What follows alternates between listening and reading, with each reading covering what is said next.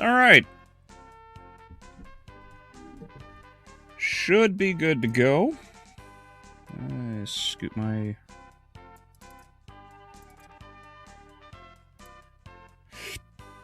Ooh, excuse me. Yeah, I think we're good to go.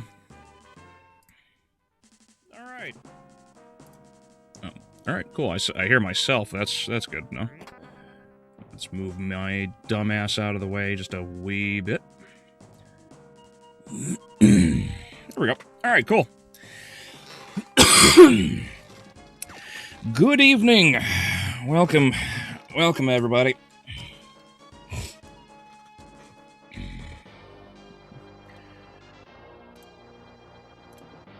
All right.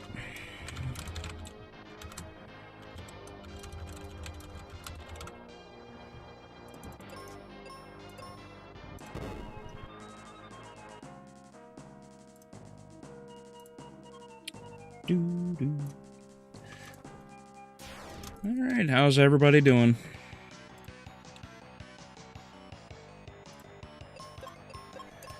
Alright.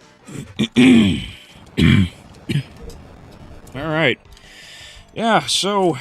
Sorry that, Sorry everything got so totally and utterly whacked over the last, 2 months here.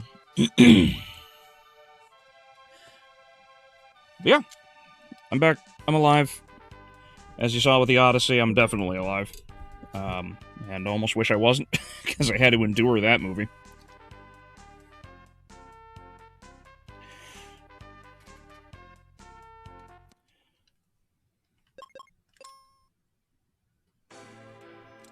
Oh yeah, that's right, I was up here.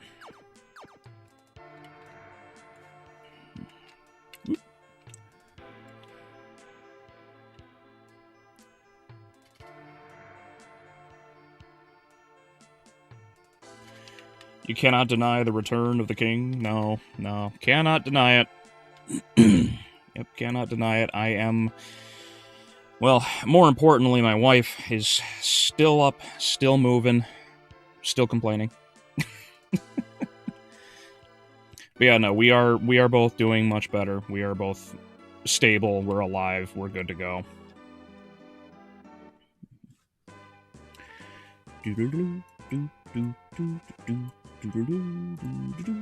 Whoopsies. Move that over. There we go. Alright, cool. Now I can see the chat more accurately. There we go. I felt a tear roll down my leg when they revealed Punisher killed Uncle Ben in the new movie. Oh yeah, let's also not forget that Zendaya absolutely just, gets blown up too.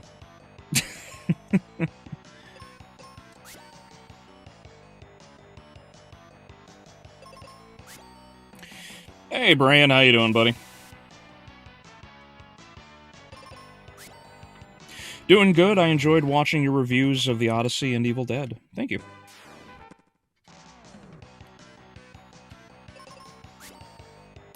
Putting the finishes touches on one of the longest games of Civ 4 I've ever played. Oh, wow. How long has the game been going? Actually, you know what? I think I'm gonna go get Ruben first. It'll make all of these things way faster and way easier. That's right, this does nothing, because this is the other temple. Can't believe Prowler died in the... in the first act, yeah. And then it turns out the Prowler is actually his father the entire time. And Gwen Stacy's a lesbian, and will never fall for him.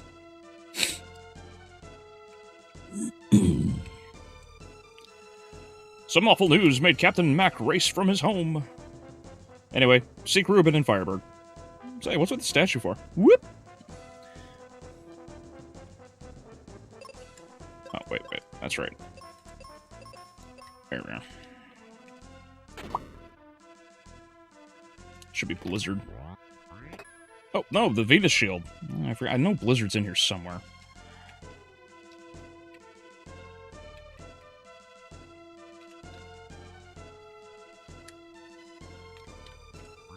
Oh, there it is.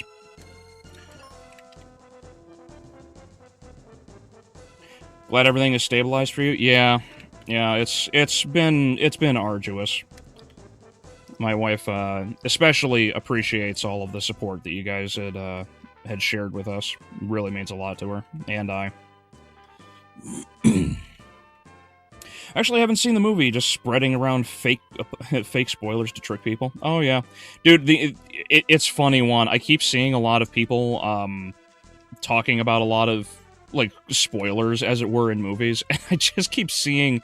This is one of the funnier things that I've seen. A lot of people have been using like AI to create fake ending scenes and whatnot.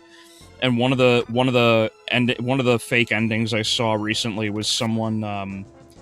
It was like the so-called ending of the Odyssey, where Odysseus like rows a boat all the way out into the sea, and then the nuke detonates just like in just like in Dark Knight Rises. And then you see Michael Caine at the end, and you've got Odysseus with Penelope, and he nods to him, just like the ending there too. Yeah. AI will definitely make a number of things funnier, but unfortunately we also have to deal with the problem of it causing actual problems.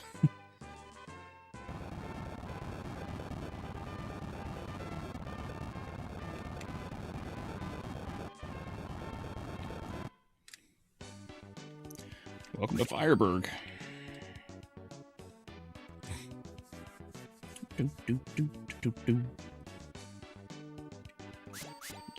No, talk to me, Grandma. Thank you.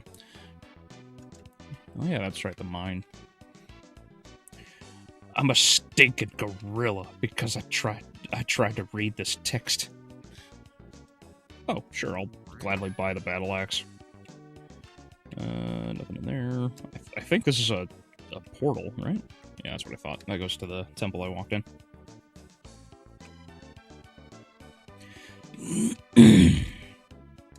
No way! The moment you mentioned the Odyssey, I got an Odyssey ad. Yeah, the AI is always listening in. Like, never think it's not.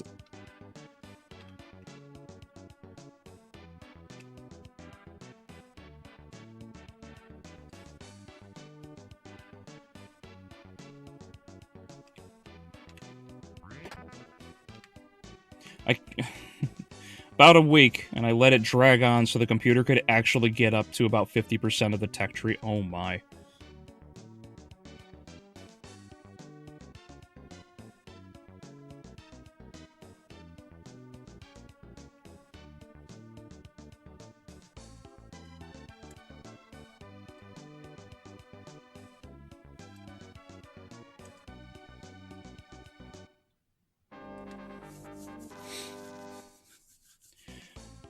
You jest, but I'm sure they want to make Gwen Stacy just that. There was a cartoon where they basically wrote out Peter Parker from her story. Oh, yeah.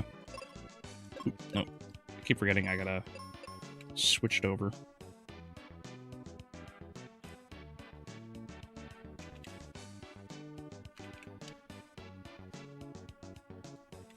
Okay, I can't actually tell if you're making up sarcastic jokes or actual things. Oh no, we're screwing around.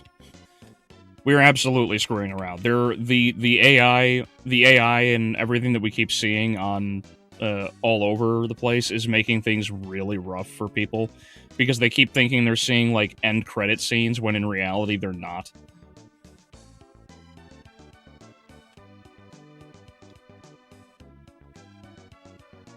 Yeah, sure, why not? Good to hear the Queen is doing well. Yes, she is.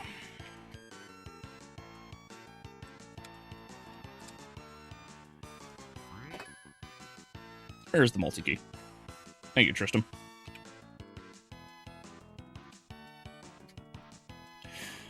Odyssey, spoiler, Jafar Jackson plays and things do you remember the time at Epicidon or some shit? Yeah, and then Michael Jackson goes to Hades and everyone breaks into the Thriller dance. It's a good time. No children required.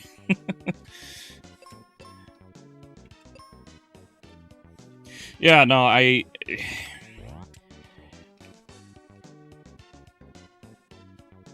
it drives me nuts how, like, everything about the Odyssey really, really bothers me. Because I keep seeing more and more and more conversations around it popping up where everything seems to be dying off. Like, the hype seems to be dying off. I heard that, so, obviously, because the review for the Odyssey that I made came out sometime... like, I had made it sometime prior to seeing, or before it was released, right? And the prediction section of the video that I had, where I was, you know, deciding on whether or not the movie was going to be a financial success or not, first off, I think, was it you, Eric? Were you the one who pointed out that I screwed up the math on that? I screwed up like a symbol. I made a minus sign instead of a plus sign because I'm an idiot. But when I look at the numbers for whether or not the movie is going to be successful financially, I think I recently saw somewhere on the twitter.com that yeah, apparently they're, like, getting absolutely shreked, as it were, because it turns out that, like, the Odyssey dropped to, like, 3rd or 4th place right now in the box office.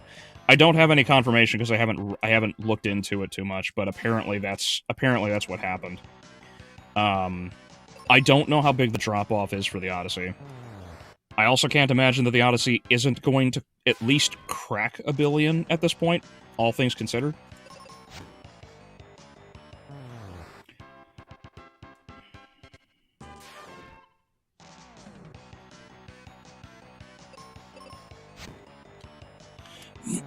But, regardless, the number itself...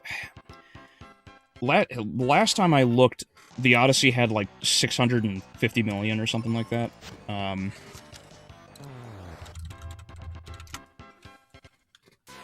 Let's see.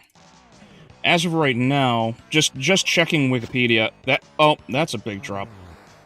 So, according to the box office, and I know this is, I know this is just Wikipedia, and we're about to go into the 3rd weekend, but that 649 or whatever I had posted in the video, it's only up to 707 now. So the drop for this is probably going to be enough to knock it, or at least slow it down substantially. I don't think it's going to stop the Odyssey from cracking $1 billion, though, because I think it was Jeremy from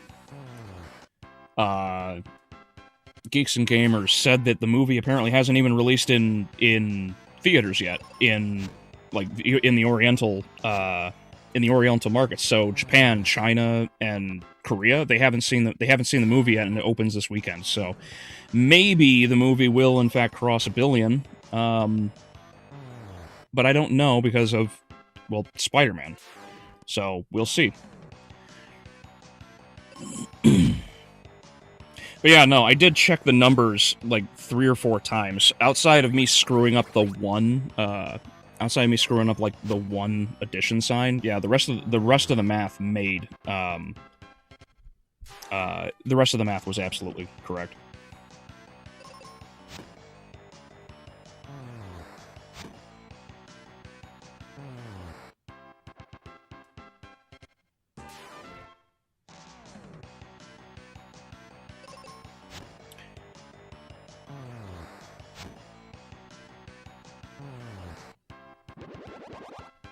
Sins Past is a story where Green Goblin slept with Gwen Stacy, by the way. Ugh, gross.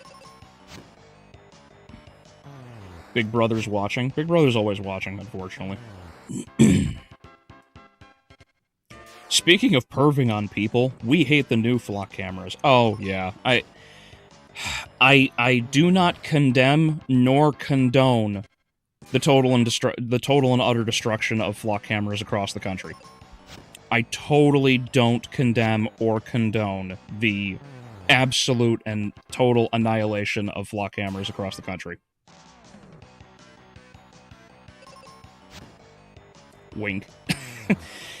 People are suspecting some of the new Doomsday trailer was AI.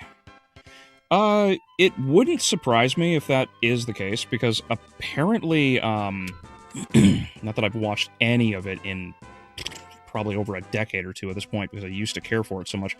But apparently there's a new segment on Shark Week where they just abuse the hell out of AI for, portraying extinct sharks like Megalodon, Helicoprion, and a bunch of other ones. So yeah, it wouldn't surprise me. There's also AI in one of the Mission Impossible Final Reckoning trailers, the part 2, the actual conclusion movie. There was a section of that trailer that was all AI too. I remember that clear as day, but I couldn't find the damn trailer. I wanted to point it out in the review, actually. I just never got a chance to.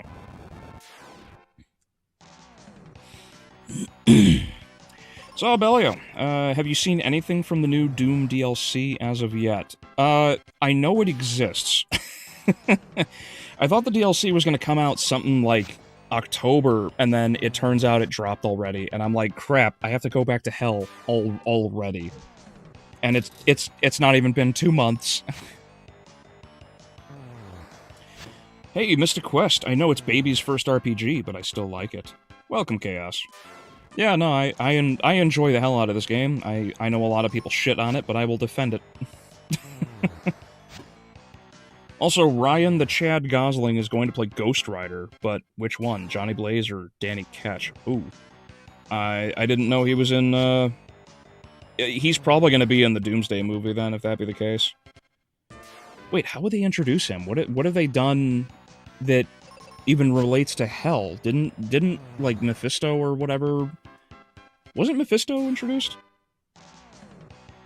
At some point? I don't know, because I haven't watched, like, any of the shows after, portions of Falcon and the Winter Soldier. I have 131 modern army armor tanks, 53 mobile artillery, 242 mechanized infantry. Good lord, my friend. Playing Call of Duty Future War at this point. Everything seems to be dying off, so it's still a conspiracy theory to say Hollywood is muddling in things. No, actually, I don't think that's a conspiracy at all. I still stand by that because of the evidence that people have produced online, and personally what I experienced as well. Also, actually, so something I'll speak to it a little bit later, but I went to go see Spider-Man right before stream. Or I finished watching Spider-Man before stream. When I went in there, the theater, this is, of course, I don't have any evidence because I didn't take any pictures because I'm an idiot. But I made a mental note of how many of the seats were bought out, and I got in there when there were only 3 seats left, and thankfully I got right where I wanted to sit, back row in the middle. I got to see the whole audience. About 15 minutes into the movie is when the last crew of people actually walked in.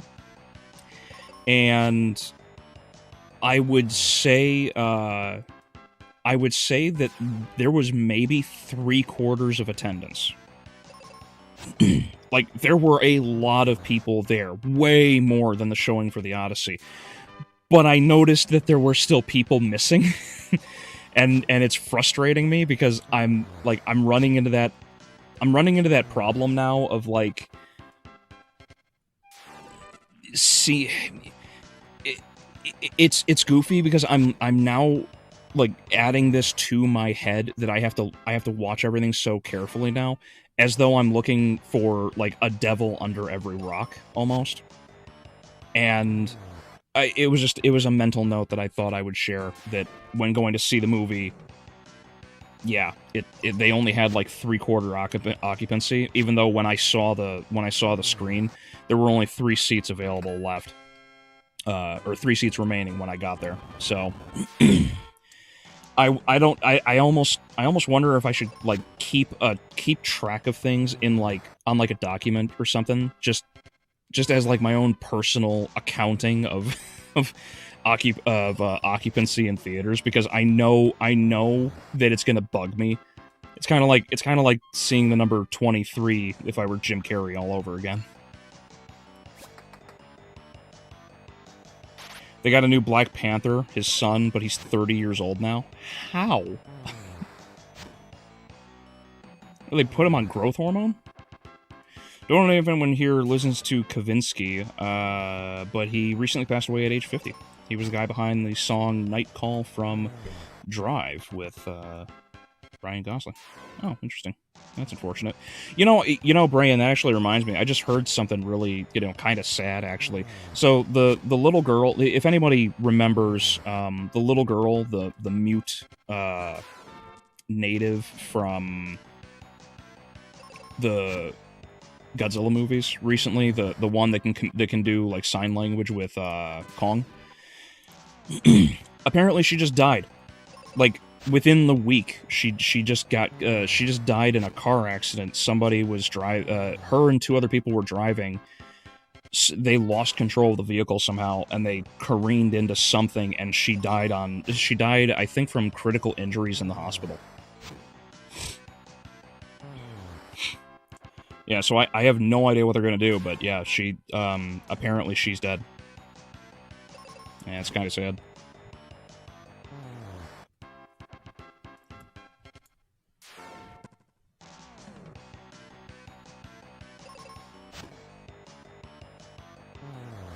Yeah, she's 18 years old. She's that young. And she's gone. She's just gone.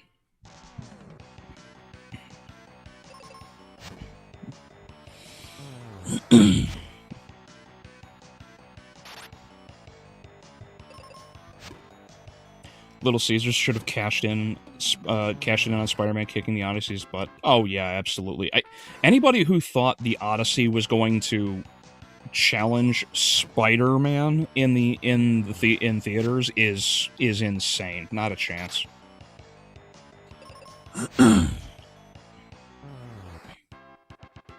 RDJ may even come back for more Iron Man, but Evans won't come back for more Cap. I hate that Cap's coming back. I don't like it. Like, just please, let's just end it and move on.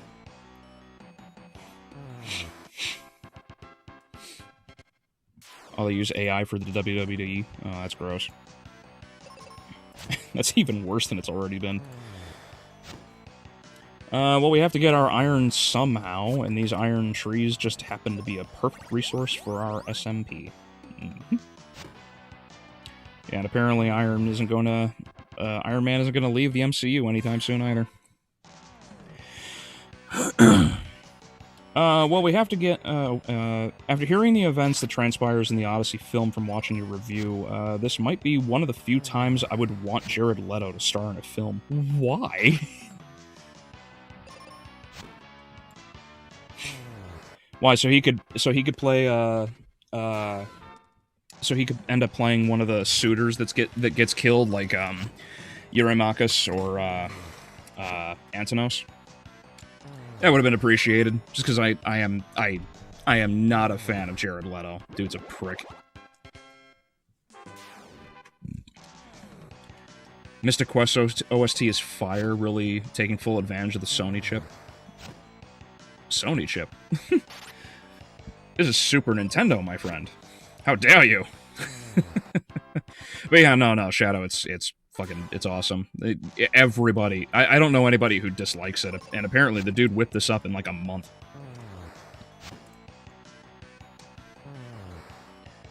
The movie comes out in 2028, so maybe they will introduce him then. Maybe.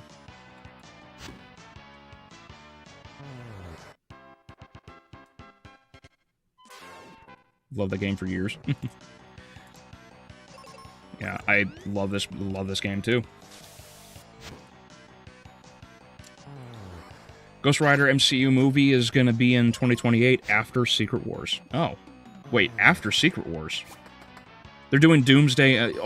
That's right. That's right. Are they doing Doomsday first and then Secret Wars, or is it the other way around? I thought Doomsday was first. Is it going to be the Uber Ghost Driver? Or the one that is actually cool? That would be hilarious. Sorry, mistype. Mephisto was in Ironheart, where Riri sold her soul to him to make her AI friend real. Oh, what? She has an AI friend? Are we kidding? I didn't watch it. I heard it was garbage. So, really, an AI friend? That's so pathetic. But I don't know. Like, I guess the comparison is probably like Vision, I suppose.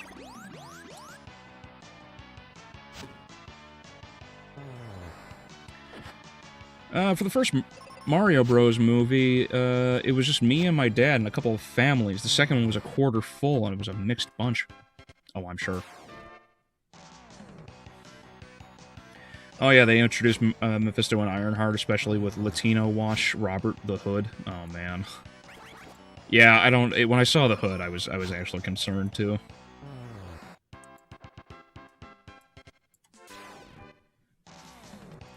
Hold on a second.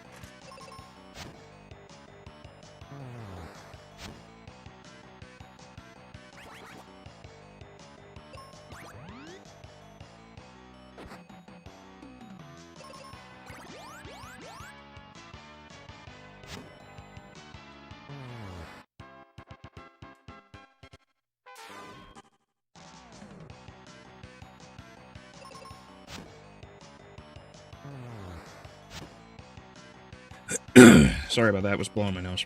The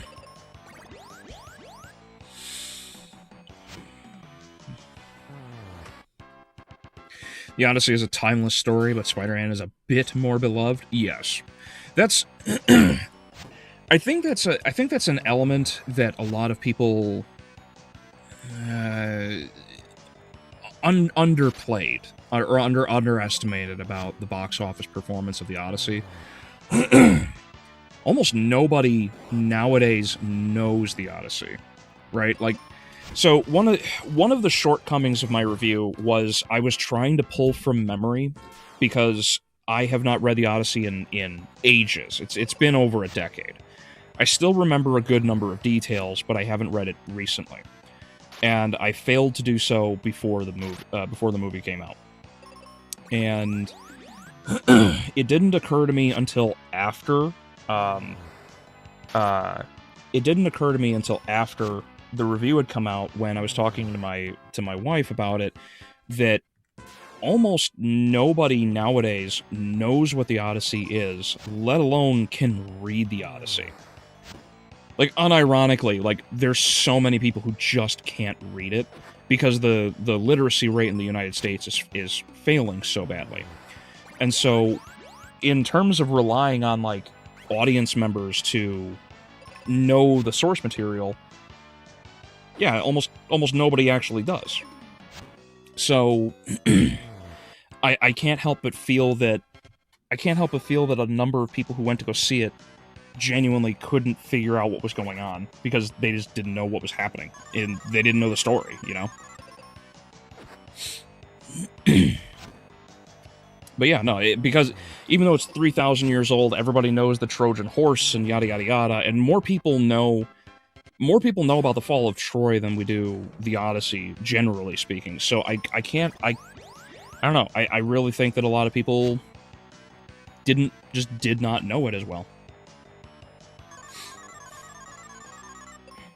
I think that was a big element.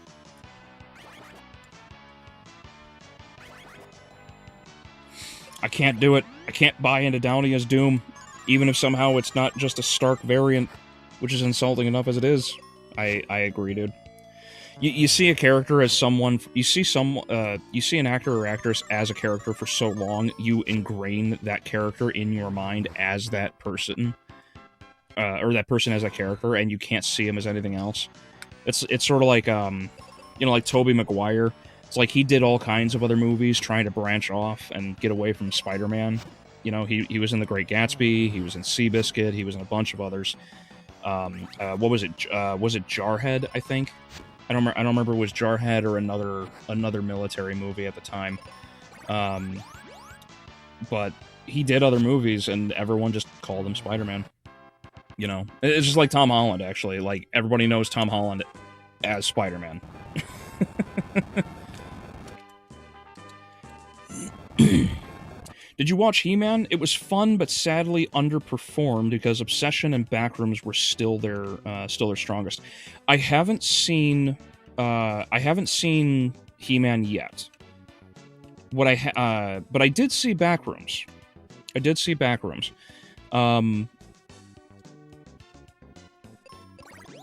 I gotta be honest. Just so I don't really. First and foremost, I don't really know anything about the Backrooms. My lady and I have sat down and started watching. We started watching the series, and that's because and even some lore videos on it, because we were inspired to check things out because of the movie, right? I'm unimpressed by it. Like the movie is genuinely unimpressive. I don't know what the fucking point was in most cases.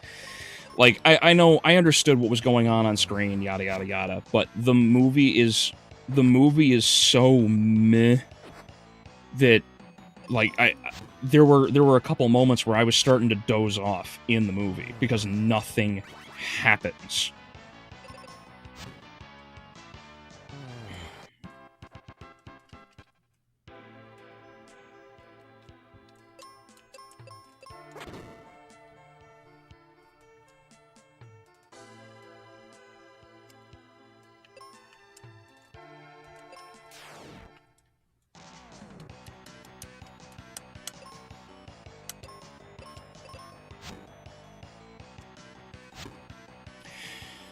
For Jared Leto curse, give the Odyssey film an actual curse. Oh, goodness, no. It doesn't need to, because it's, like, as far as I'm concerned, everything that's developing right now as we speak is the Christopher Nolan curse. It starts with a ton of hype, and it ends in disaster. Doomsday leads the Secret Wars? Gotcha. This December. Oh, okay, and Secret Wars is next year. Understood. Okay.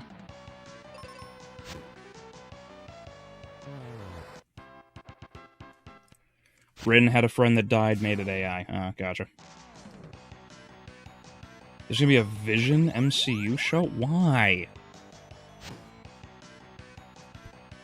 I don't think anybody was eager for anything else except for mainline movies at this point, because the MCU hasn't been relevant in forever.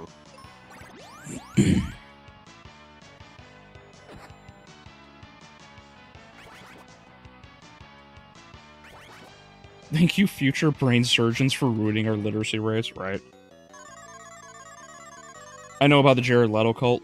Don't like the guy either. Crazy pills have become my stimulus for the sanity of the world. Yeah.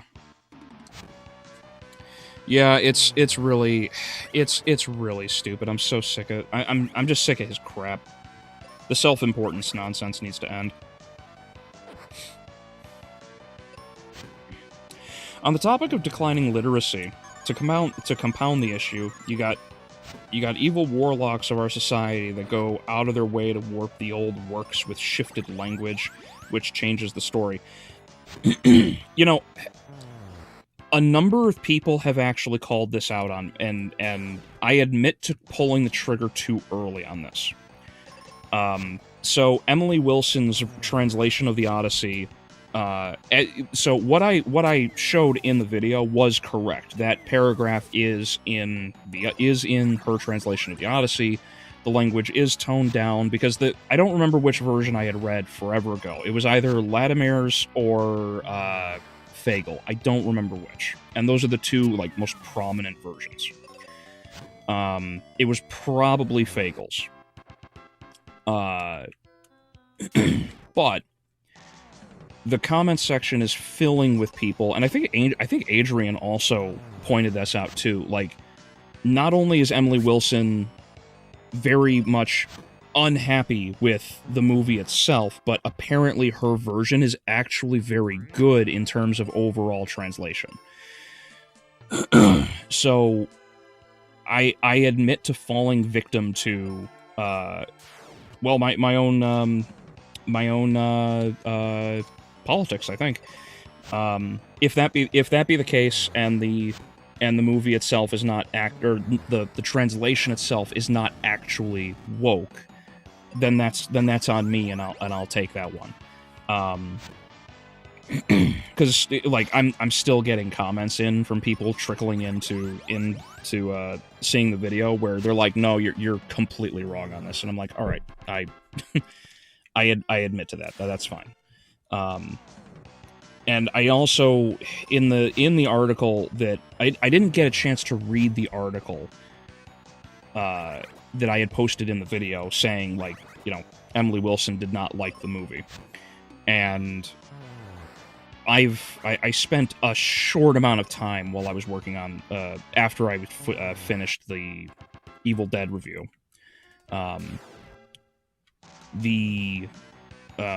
Twitter is filled with this. Twitter is filled with articles of Emily Wilson is unimpressed. Emily Wilson hates the Odyssey, yada yada yada. And I thought, oh, all right, then I'll take that L on the chin, right? Like I goofed up there. But yeah, no. But back to the main point. Yes, generally speaking, a lot of stories and our art is being commandeered by the woke communists. You know, communists. They're just fucking communists. That's all they are. And they're. I actually had this funny realization last night. My wife and I were talking before bed, and we got on the subject of, you know, how art keeps getting changed on everybody, and I came to the realization that these people are all media colonizers, because it was an interesting way to look at it. Because take, for example, Warhammer, right? In Warhammer, we didn't have female custodies, right? Because the lore was left open for people to interpret, because the custodies are pulled from the higher born families. And so there is an opportunity in that for the communists to get in and say there are female custodies, because they don't want to be none of these communists want the fucking want anything else. They don't want to be the Sisters of Silence, because the Sisters of Silence are all, you know, forced to be mute, because if they speak, everybody goes insane, right? Because their psyker powers are so insane. They don't want to be any of the oh Lord help me, Adeptus Sororitas, thank you. They don't want to be any of the Adeptus Sororitas, because they're all basically Catholic, right? Like that's basically what they are. They're all just like, they're nuns with guns. They airdrop churches into battle. And they don't want to be Guard, because Guard aren't special. They're just regular military. So they want their own unique slice of the pie, and that's the Astartes. But you can't be the Astartes, because that's definitive. So you run into the problem of them arguing against, you know, the Custodes, and this becomes a serious problem. That's where everything gets leaked in, and now here we are, all this time later, the Custodes now have females in their ranks. They're talking down to all of these men, and there was a cinematic that came out recently of a female custode going to talk about how an entire planet needs to be rendered exterminatus, and all of the Black Templar are looking at the Black Templar are looking at each other like, the fuck? What do you mean? You know, it's all really, really dumb. But this is where we're at, and now people.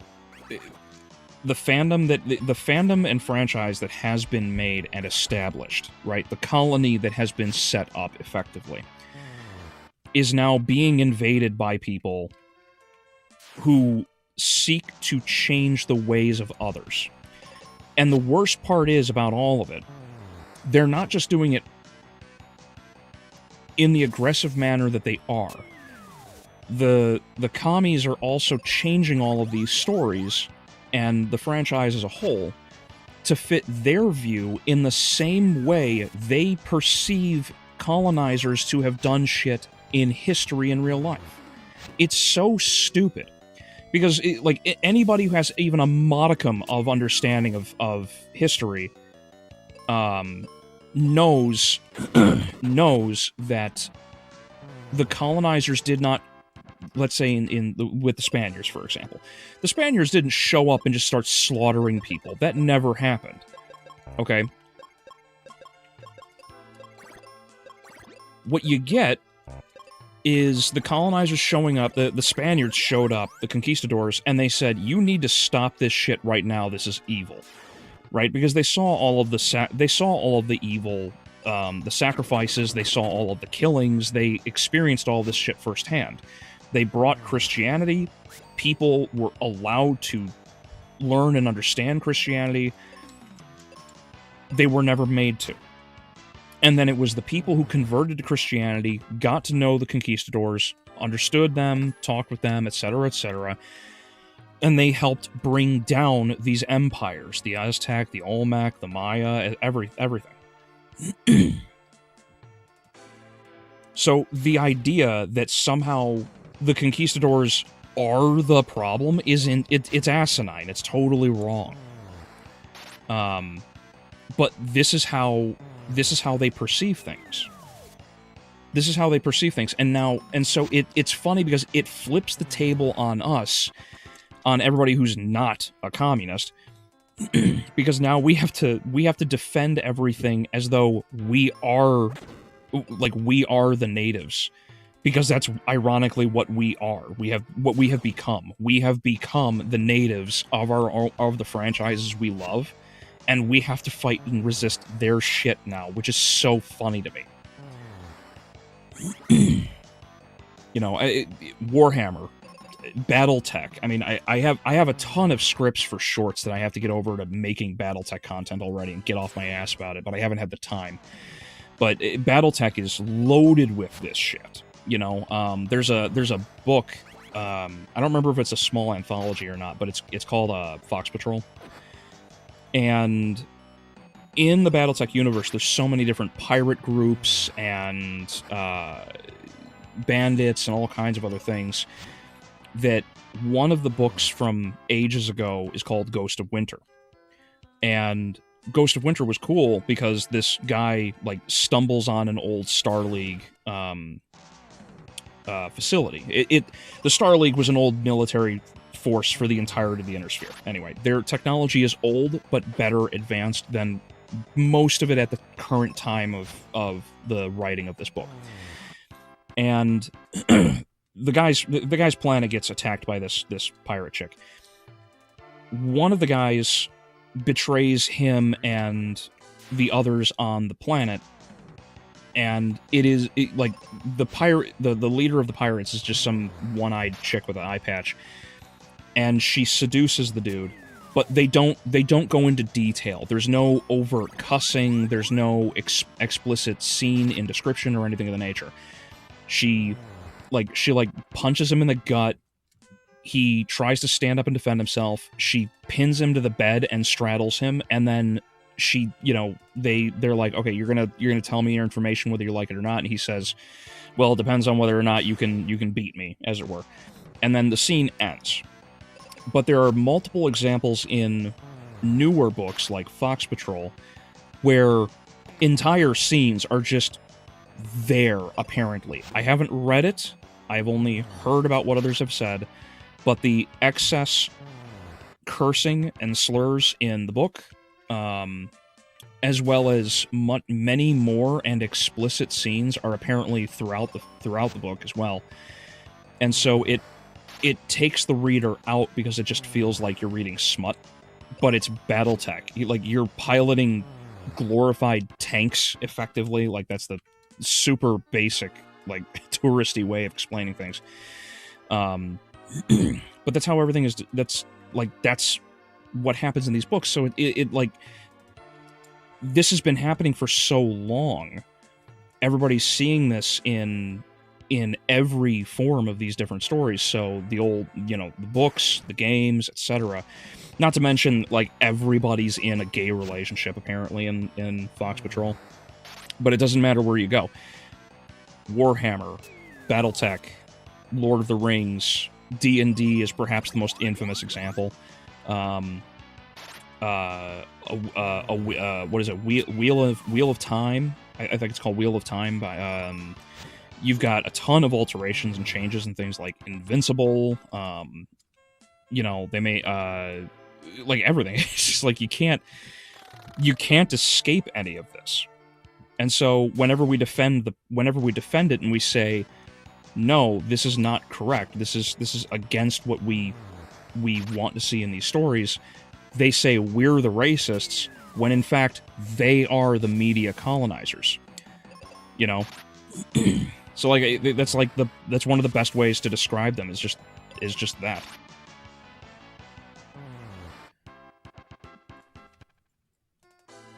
Yeah, media colonizers.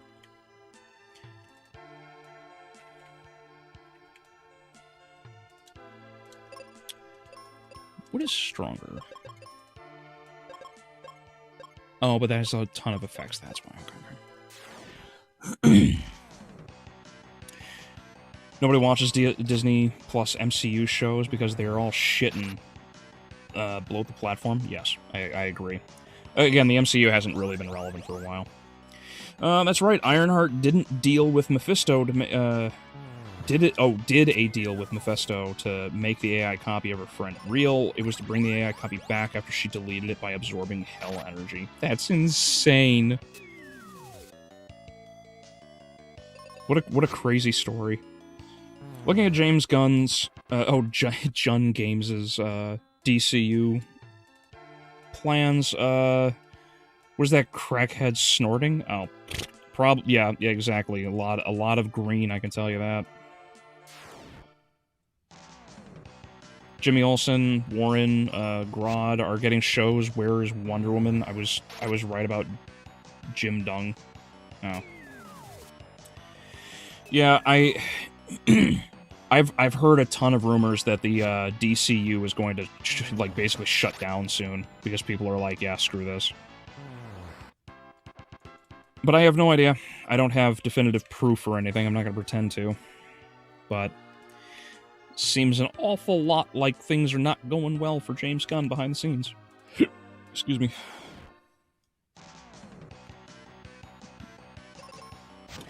Anime and manga arguably has it the worst with the rewritings. Do I need to bring up the Dragon Maid debacle? Oh yeah. The what was that scene? It's like, why are you dressed like that? Oh well, I didn't want to fit the male gaze, so I decided to dress up and cover myself so that I didn't support the white male cis patriarchy. Like I'm paraphrasing, but that is virtually the exact same conversation that had in that. I don't know what Dragon Maid is, and even I heard about that.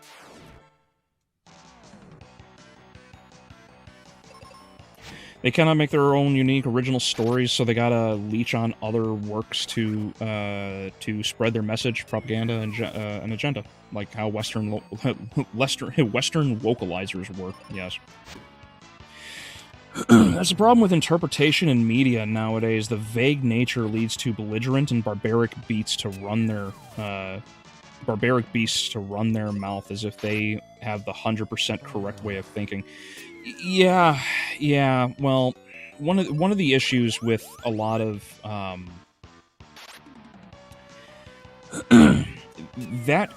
that level of perception that you have your, like, I see this all the time, whether disagree or not doesn't matter, it's not really the point, but I see the same thing whenever I get into a flame war with a Protestant or something on Twitter, right? Because the difference is that people will view their own interpretation as the final, like, as though they are their own final authority. Okay, And that level of personal interpretation and putting authority on, you know, all on you, etc., becomes a real problem, because when somebody can just say whatever they want, whenever they want, and that counts, it becomes a problem. And this is where rules change. Things that are established alter, arguably for the worse. Look at how everybody wants to do all of their own personal stories about, let's say, let's say projects that you know once brought love and joy to the world, and now you have people like look at all these people that are changing like the Disney movies, you know, Pinocchio. There's like you've got Pinocchio, Steamboat Willie, Bambi, Winnie the Pooh. Like all of these characters are now just monsters who just, you know, rip everyone to pieces. It's insane. I fucking hate it. You know, I don't want this kind of shit in my stories. I don't like. It's something that I've actually come to kind of disagree with over time, is letting an IP go out to anyone who wants to use it. I actually kind of prefer not to.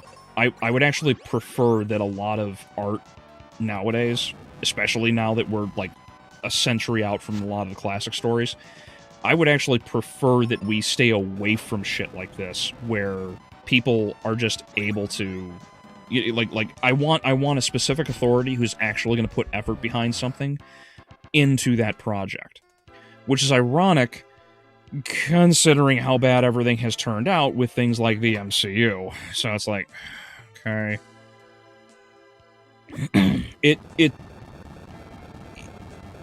it's hard to say. It's actually hard. It's very hard to say, but it is a conversation that I think is valid to have, considering how things have devolved over time. So I don't know. I don't really know. I don't care for the public. Oh man, what is it called? I'm an idiot. Why am I forgetting this? Public domain. That's it. I can't say that I'm particularly in favor of public domain when it comes to IPs at this point anymore. I don't know if I could do it.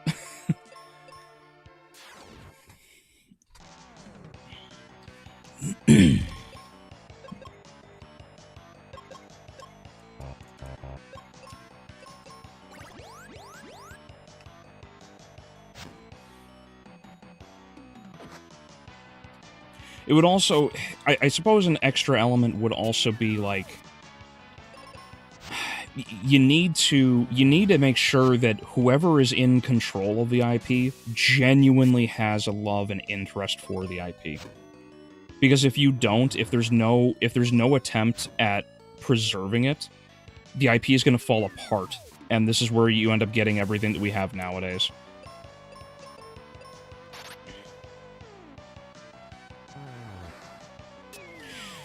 This is making me think about the recent Halo game where it has a new female character that is just annoying and obnoxious. Oh, yeah. The new badass, as she basically describes herself.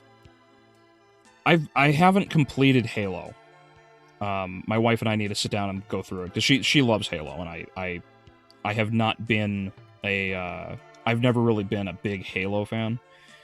But apparently there's some broad who's like, yes, I am the ultimate badass, and what was the line? What was the fucking line? She said something atrociously stupid. She was like, it takes a lot more than some fancy armor and a successful media career, or like a successful media career or something to convince me. Something like that. I don't know, like, Chief walks in and sees this woman has just, like, trounced a ton of enemies. Like, all on her own. No one likes her. It's just like, wow, look, who would have guessed? There we are. More of this crap again. I'm just going backwards. How do I...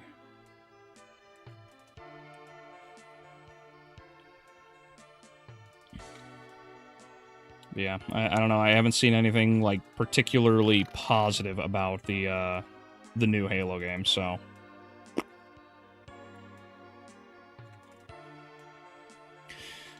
Leftoids, when I tell them... when I tell them most people that,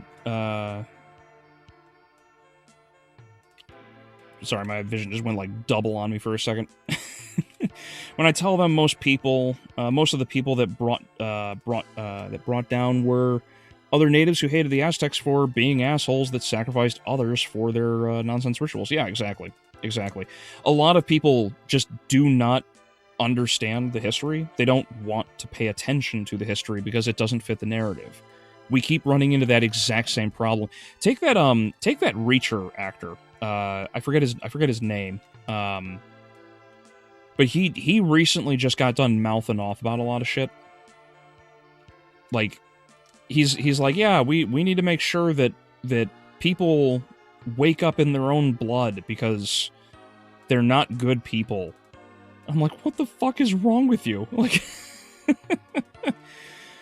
like the dude is genuinely just like a monster, right? Like, he's like, yeah, we should absolutely beat the crap out of people who we disagree with. We should force them to,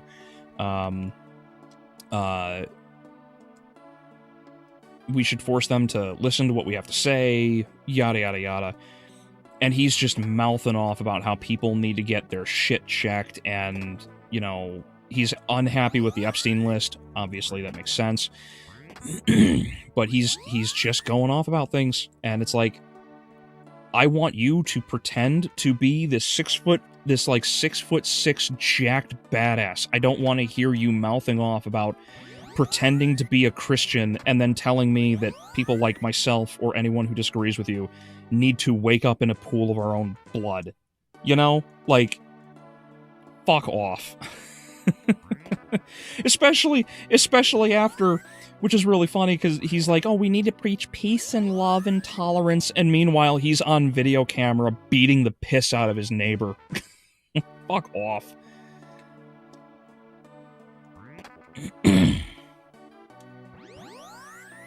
Battletech smut. That sounds crazy. Now I picture something like Morning Glory milking farm, but for mecha stuff. Yeah, unfortunately, but this is kind of where we're at right now, because this is the level of writers.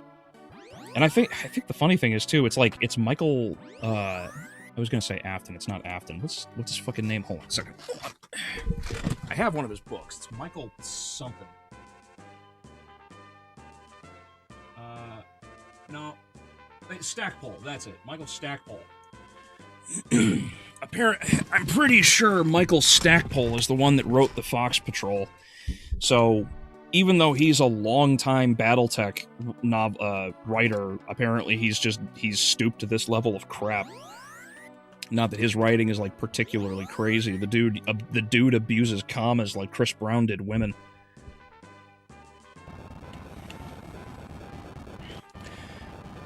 Yeah, Supergirl ain't looking good, too good right now. Yeah, apparently it's gonna be. I think they already said it was like the worst performing movie for the for the DCU since, I think, like, Catwoman, which is really funny because that actually means that Supergirl got morbed.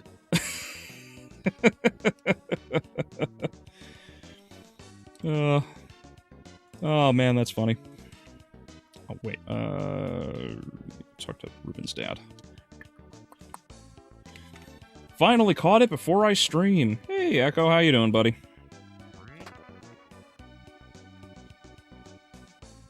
Yeah, yep, finally back to streaming.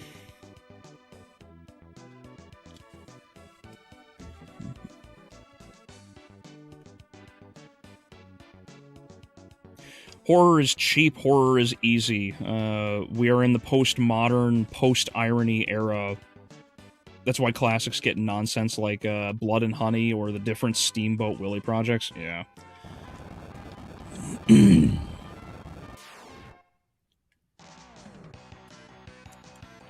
Because they keep getting used for cheap horror movies. Well, that's one of the problems, yes, Devil. I don't like seeing these classic stories being used to just turn wonderful stories of success and perseverance and, you know, heartwarming connection and everything into just butchering things into shit. But it's everything else too. Like there's so much smut that exists on the internet, and all of these stories are just characters being turned into that for that purpose, which is just fucking wrong. It defiles the character.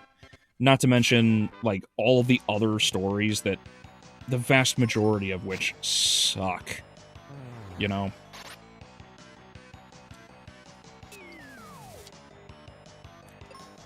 There's more to it, obviously. It's just the way things are going right now with public domain. Not a fan.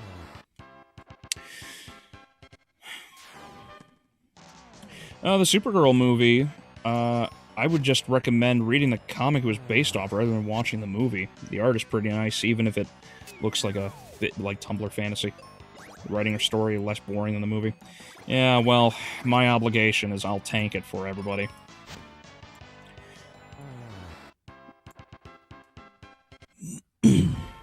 They turned Cortana into Germa 985? Oh, I don't know the reference. Successful propaganda project or something like that.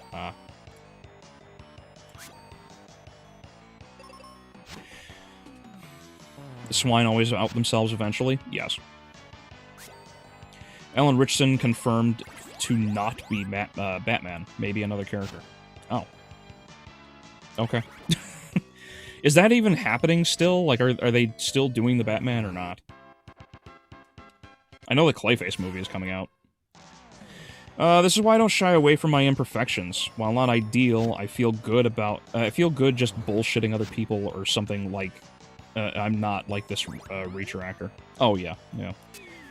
Authenticity is so hard to come by nowadays, which is why I always try to, you know, admit to my faults. Like I said earlier about the Odyssey review,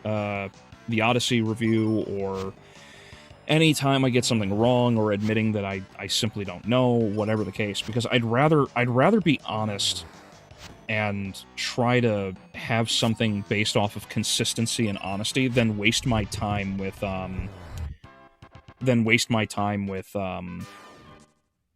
trying to keep up with numerous lies like Dwayne Johnson or any of these other people that just keep getting caught day in and day out. It did worse than Catwoman from what I heard. Yeah, I'm under that impression too. Now I picture most leftist communities as the Aztecs, sacrificing their own kind after a disagreement of wrongthink in their own community. Yes, I'm referring to the Alphabet regime and Pox. Yeah, I getcha.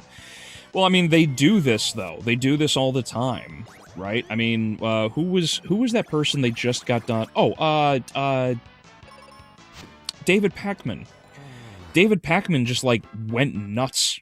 Not that he wasn't already basically just up his own ass about things, but David Pakman just went, like, actually insane about a lot of shit.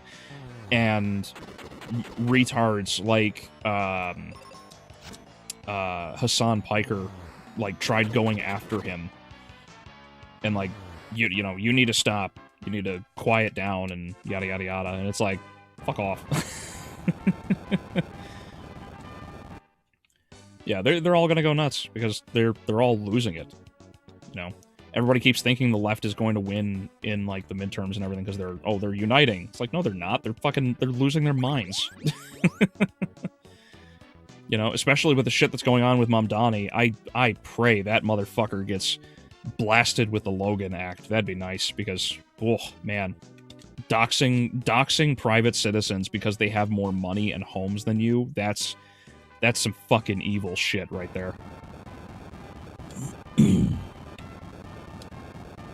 Saw Spider-Man today. I have my gripes, but overall, best thing since No Way Home. Yeah, I saw it too. Echo. What did you think? Because I walked out of the theater basically thinking it was okay. Like, I didn't think it was crazy special or anything, but I also didn't have this, like, grand hatred of the movie. Like, it's really odd to me how, even, you know, besides the second movie, the Spider-Man films have actually been fairly consistent. Like, they're all just, like, middling, entertaining, they've got their flaws, but for the most part, they're reliable MCU films.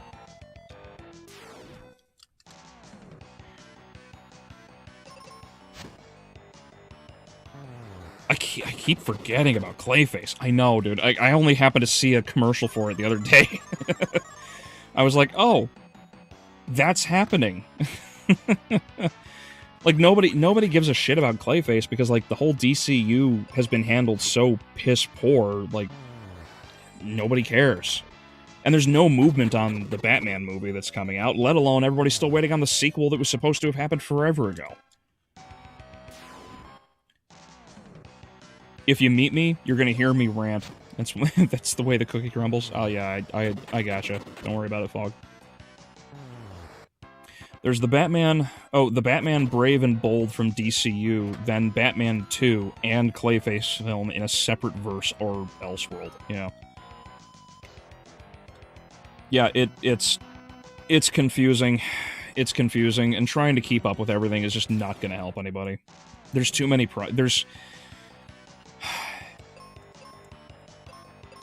nobody cares. Like, it really, just nobody cares.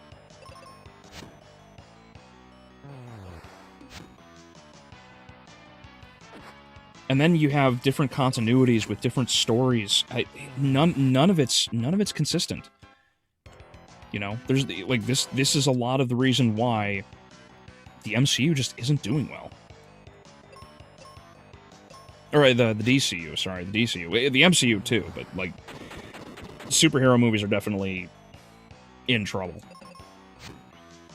Woke 2.0 is going to be better than 1.0, guys. Trust, right?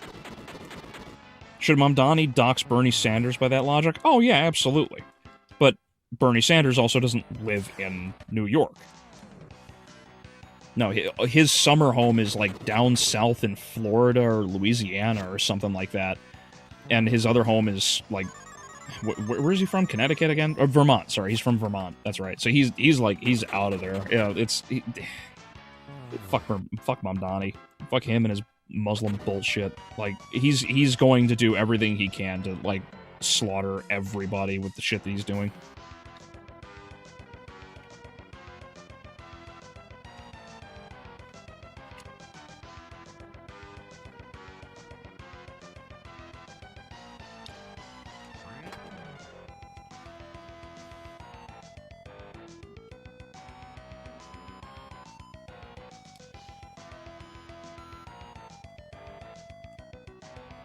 I'd stay and talk, but I gotta disappear to stream. Have fun, y'all. Yeah, well, thanks for stopping by, buddy. I'll probably catch you at some point a little later.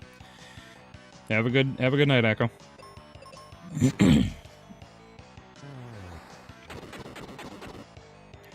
Can't even say that we got what we voted for because we know elections are meaningless now. No, I disagree with that. Elections still matter. Like, you still get a bang for your buck when it comes to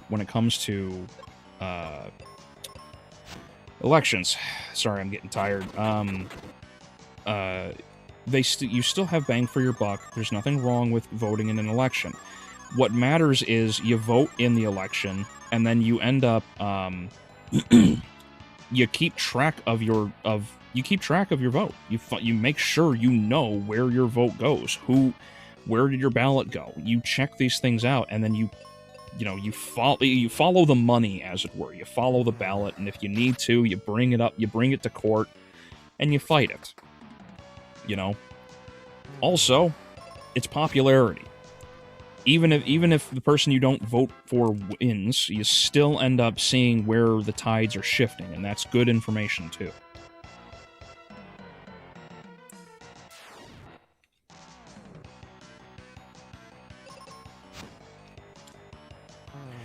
Hey, Adrian, welcome back, buddy. I also heard recently that the Steven Universe fan base are mad that one of the VAs might be a MAGA supporter because she liked a Kirk-related post on Instagram. Yeah, no, apparently one of the voice actors for that fucking show is actually a MAGA supporter, and people are calling for her death now, which is absolutely insane. I believe that a movie that is bad will at least be remembered. A movie that is bland and uninteresting will only drain the consumer and will ultimately be forgotten, other than its boring nature.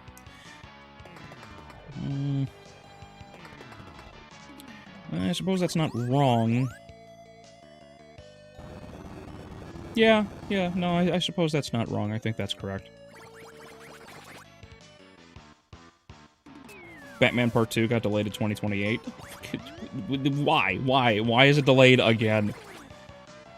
Well, I can list some movies that are bad because I hurt laughing at them. Yeah, like Jaws 4. Or Alien 4. Literally anything post-Aliens. Planet of Dinosaurs is one of those bad movies. I love Planet of Dinosaurs. That movie has such a soft spot in my heart because of how bad it is at times. It's just bad in general. It's a fucking terrible movie, but yeah, no, I remember getting that. I remember getting that for one Christmas. I was watching that.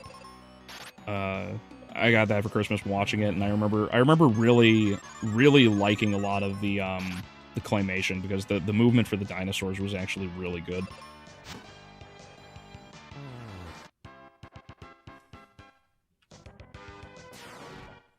I wanted Superman 2025 to be the Iron Man movie, but for the DCU, a grounded story that, in its own bubble, unrelated to the other things happening outside, setting things up for the future. But no, yeah, they jumped the gun, with that movie, and it's not good. It was pretty underwhelming, unfortunately. Mystic Quest is my happy place. Hello, Sane. How are you? Hope you enjoy the stream. I gotta go find the mask because I know it's in the volcano. I'm an idiot and forgot where it is.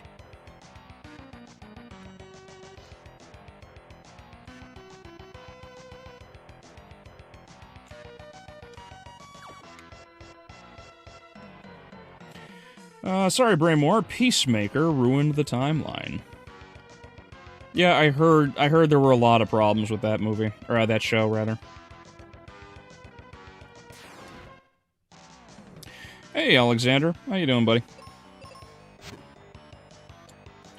Also, I am currently writing in Gemini a suggestion or thought on an indie horror game I want to develop in the style of The Coffin of Andrew and Ashley. Oh. I don't know Andrew and Ashley. Ooh. White. The most powerful spell. Anyone else watch the old ECW matches from the original ECW on YouTube, or just me? I was never really into wrestling in the first place, so.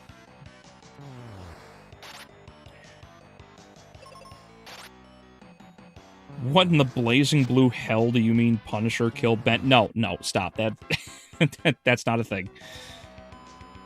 I don't believe that's a thing, at least. I didn't catch anything in the movie. And she voiced Pearl? Oh, okay.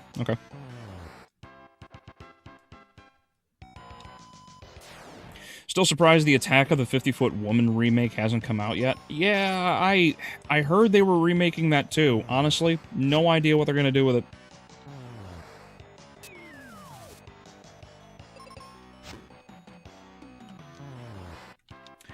I'd want to believe you, but 2020 showed us how filthy the swamp is, with clear evidence the powers that be decided that Biden's win was somehow legitimate. Strings are being pulled.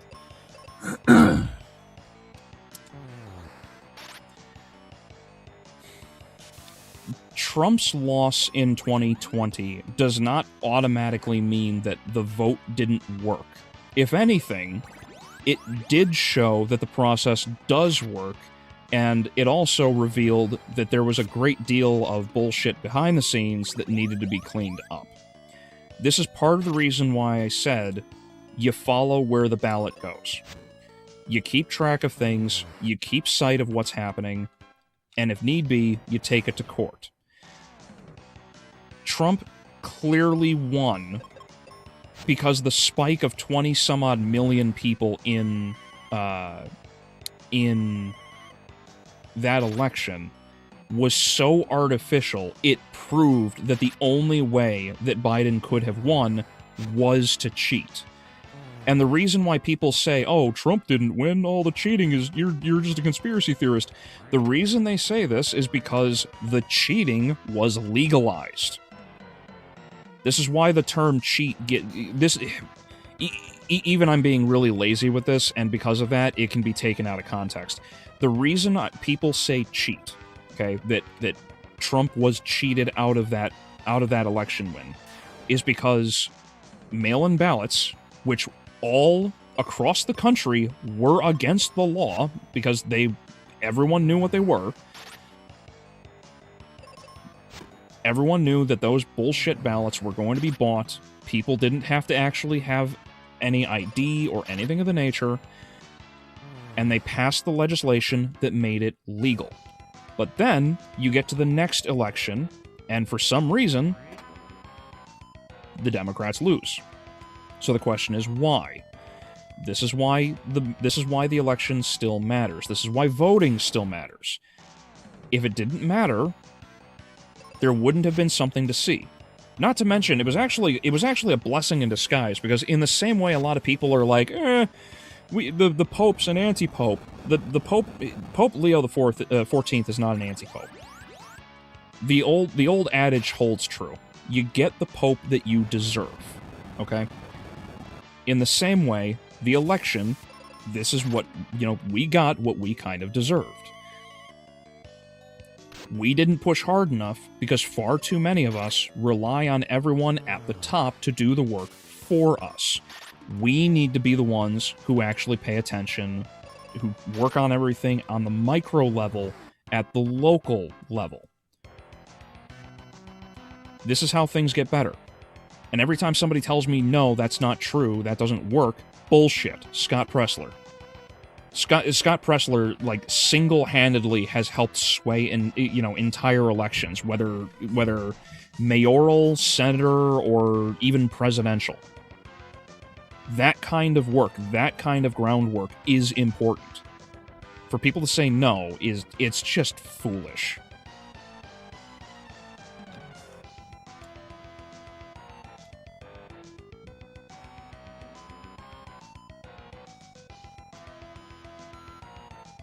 If there's anything I've learned in this past month is that an underwhelming movie can bring such virtual reactions to someone saying the movie was mid.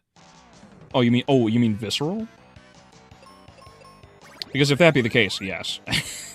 The number... There's not many people, but there's a handful in the comments section of that Odyssey review where they're just like, oh, so you're not actually complaining about the movie, it's just not the Odyssey, then everything you said is stupid. And it's like... That is one question. That is one problem with the movie. That ain't going into literally anything else. Like, it's crazy how stupid some people can be. Jaws 4 may not be good, but the house it bought Michael Caine's mother was delightful. Yeah, I love that quote. Yeah, Michael Caine to this day has never seen Jaws 4, but he's seen the house that movie bought, and he likes it. Pissmaker was such a nothing burger. Yeah, I basically heard the same thing from, Technically Mexican. You don't know the most popular indie horror RPG out right now? No, I do not, Alexander. I wanted to enjoy Peacemaker because of the invisible guy that spoke Mandarin or Chinese, but seeing as how it makes things more convoluted for the DCU, I gave up. Yeah, well, apparently they dove straight into multiverse stuff, just like not Spider-Man, Superman did, so yeah, they're already turning a lot of people off because you can't do this to people. No one wants this.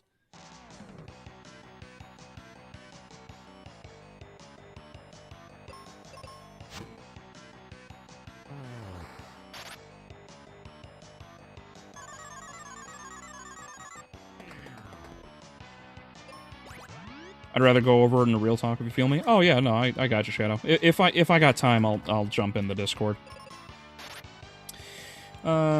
Sane. Trump losing 2020 allowed him to win 2024 when Republicans controlling House and Senate allows him to actually get stuff done. So the Dems stealing 2020 actually did him a favor. Exactly. Not to mention, everybody got to experience the side-by-side comparison of the... So we went through 8 years of Obama where no one paid attention.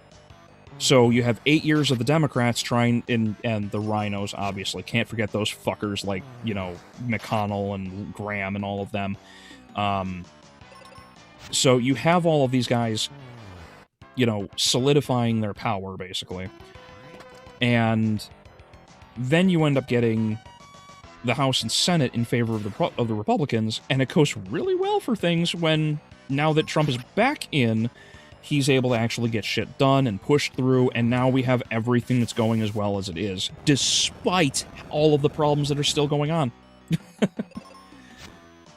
And I really hope, I actually really kind of hope what he said, or what he did the other day works, because I saw him put on a Trump 2028 hat. I would fucking love to see that turn out to be true. Real quick, Sane, since you know MQ, where's the mask in the volcano? Do I have to go down into the caldera, or is it out here and I just went the wrong way? I mean, there was some very strange going on in that election regardless. Oh yeah, absolutely. But yeah, the 2020 election, everybody views as a loss and is a big demoralizer, but no, like, this is good because it revealed the problems. Like, that's not a bad thing. That's a good thing. So now everybody knows what the issue is and now how to attack it. So now people can take things to court. Why do you think so much shit's going on right now with Minnesota, Michigan, and Texas? You know, everybody's cracking down on the Muslim populations of, you know, Somalia, Chad, and other African foreign nationals who are coming here and just abusing this country.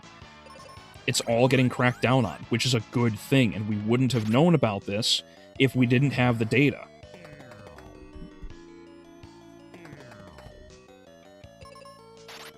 Actually, no, I was referring to Drinker's review of Supergirl and Odyssey. Oh, did Drinker think Odyssey was mid? I haven't watched, like, anyone else, so I basically fly solo. So, like, I don't know what others are saying about any movies at this point. They brought up the multiverse, circled the whole advertising on it, then hardly used it, and immediately closed it up. Peacemaker Season 2 just wasted potential thousandfold. That's unfortunate.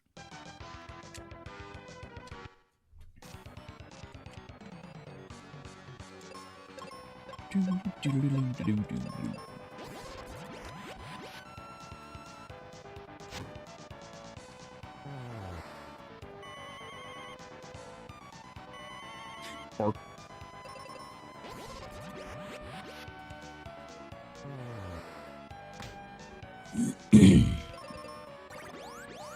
Trump truly is the lesser of two evils. I wouldn't even consider the man a lesser of two evils. Wouldn't even go that far. I think he's just a good man who's trying to do his best against overwhelming odds, and he's doing such a good job, all things considered.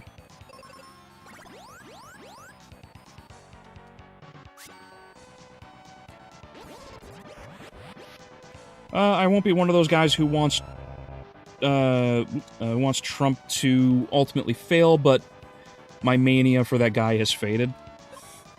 Nah. It's not mania either. Like, there are plenty of valid criticisms that you can throw at Trump. That's part of the reason why everybody who's like, oh, you're a cultist. It's like, no, the fuck I'm not. Piss off. Like, I can criticize the man for keeping us... Oops. I can criticize the man for keeping us in a stupid war that you know, we shouldn't be in. I can criticize the man for not opening up the strait in another manner that could be used to benefit everyone else and not put all... Like, he could easily invest $1 bajillion into Saudi Arabia to open a new channel that can bypass most of the Strait of Hormuz so that Iran doesn't have all the power. You know, he's overspending an egregious amount. He hasn't gotten rid of anywhere near as many people as he could have through deportation, etc., etc. Whoa. All right, well, I'm toast. But yeah, no, it's not mania. It's just, it's playing chess. You know? That's what it is.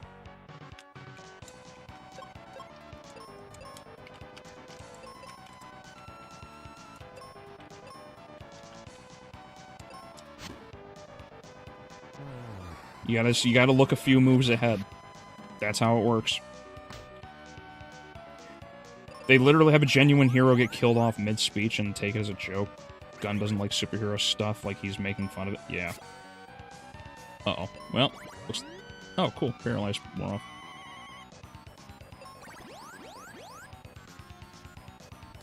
Don't listen to 90% of Twitter. It's just... Ooh, boy.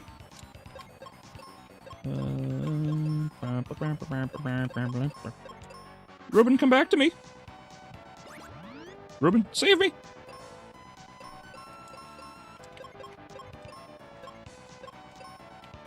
Actually, I don't... Is she weak to anything? Just Israeli bots making up shit. Yeah, Israel's got a lot of fair criticisms, too. I didn't pay attention to what happened. What happened when I clawed her? Strong, strong, strong. Okay, okay, so, yeah, no. Back to white.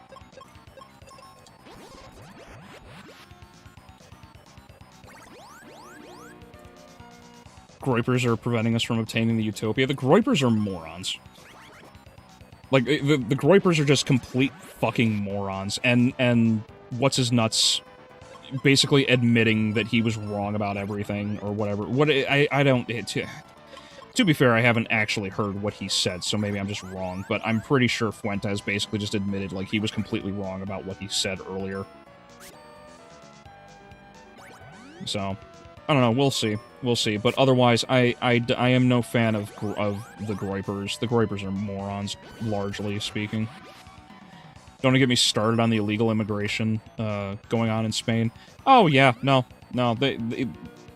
that territory of Spain is being invaded, and I'm sick and tired of people pretending it's not.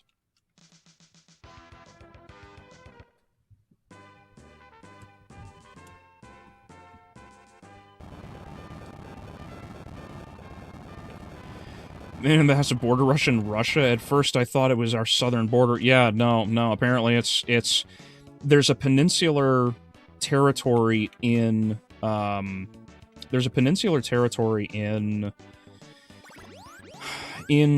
off the coast of what is it, Morocco? I think it is. And it's like it's being overrun by like 50,000 or what was it, like 5,000 some odd illegal immigrants just like stormed the border. Like,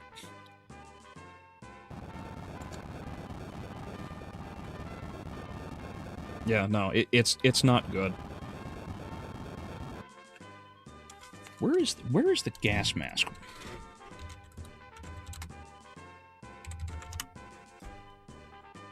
Where is this?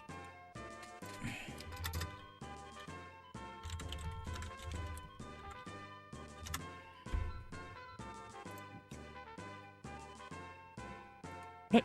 No, what? Where's the fucking gas mask? Game, come on.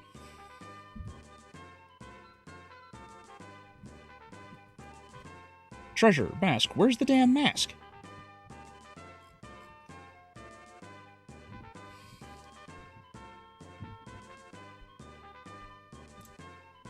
Lies Medusa, after the crystal reverts, blah, blah, blah, blah, blah, blah, blah. The slopes of the volcano are covered in gases that obscure the player's sight, and they must locate the mask to see the enemy. Yeah, where the fuck is the mask?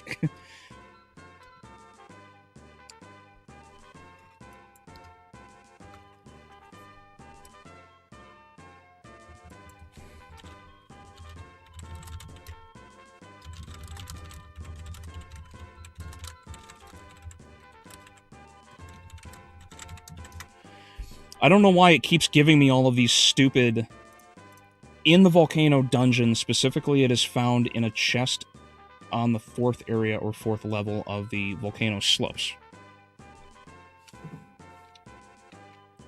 Specific path up to the summit area or following the west exit from the entrance. Yeah, that's Lava Dome. Okay, no, it's here. Okay, that's what I fucking knew. It's in here. Shit. I knew I shouldn't have left after taking her down. They said west. So it's this way.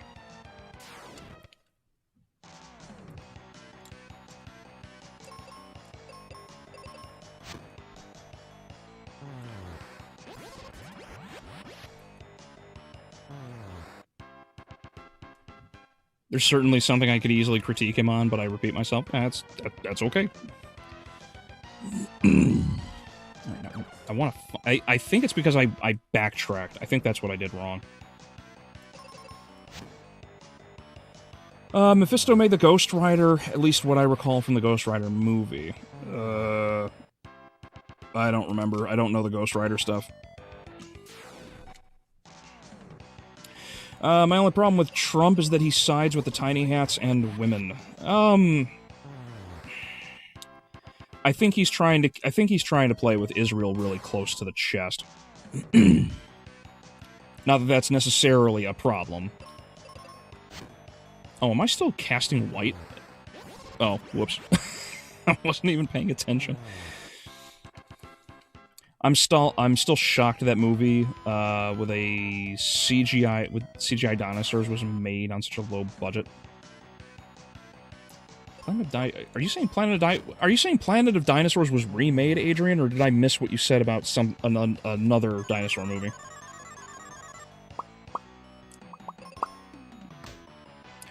Honestly, it will hurt theaters if the people traffic isn't high. Oak Cinema would be hurt if people don't show up since the theater was sold by Regal Cinemas, bought to become a hybrid. Are Groypers the Nick Fuentes people? Yeah, basically.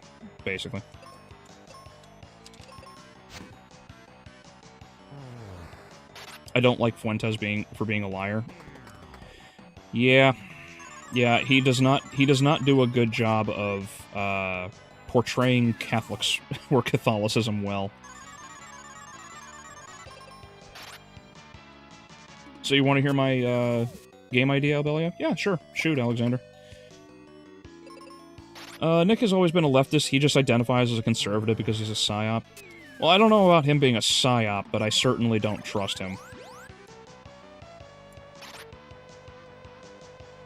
Especially with the crap that he was saying. Like what he was saying, too, was so fucking short-sighted.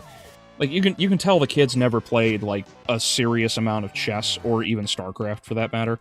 Because, you know, him trying to say, like, oh, well, we should allow the Democrats to win, so, you know, in the midterms, so that come 2028, we have, everyone will see how bad everything went, and then we can really win, and, you know, survive off of this shit. It's like, what are you...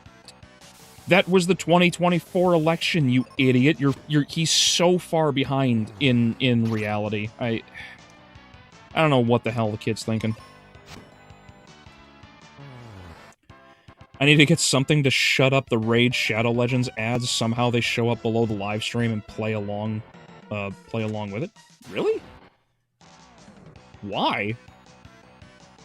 Why are Raid Shadow Legends ads playing when I'm not getting, like, actual money for it? Fuck that company.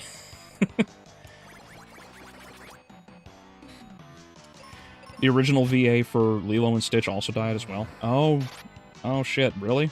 Oh, actually, no, you know what? I think I heard that, yeah. Yeah. Oh, man, that's such a bummer. It only says on the slopes of the volcano. Okay, then yeah, I took a wrong path. Thank you, Eric.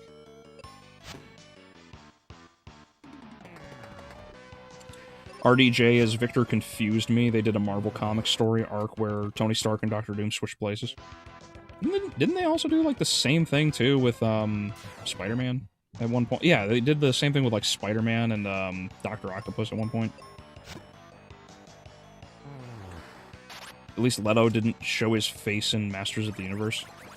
Yeah, I tend to forget that he's, not only is he in Masters of the Universe, he's actually Skeletor, so... As long as I don't have to look at him. You got a total of 34 people watching you here. Welcome, everyone. Yes, thank you. Thank you, everybody who's here, and welcome. I hope you enjoy the ranting and catching up on things. I know I've been gone for 2 months. And I hope you're all enjoying the reviews. Odyssey, if you haven't seen it, is out there. It's 42 minutes long, and then I dropped the... I actually screwed up, because I mistakenly set it to a different time, but the review for Evil Dead Burn dropped before stream as well, like an hour or so before it. So if you want to hear my thoughts on the current third movie of the Evil Dead franchise that's still going strong, then yeah, check that out there too. I actually had a much better time watching that than I did The Odyssey by Christopher Nolan. It's called Cameras Off, a stealth RPG puzzle horror investigating a crazed leftist small city on, only the plot twist is the cops are actually good guys that invited you there. Oh, cool.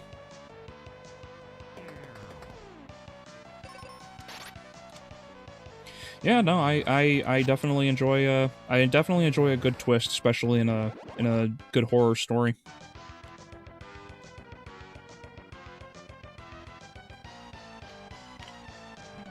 Yeah, this is the caldera. Okay, so, no, I absolutely went the wrong way. Okay.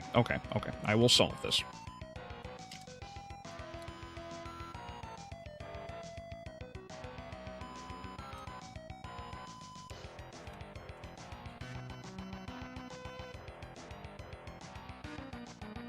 Oh, yeah, no, I totally just walked, like, the actual wrong path.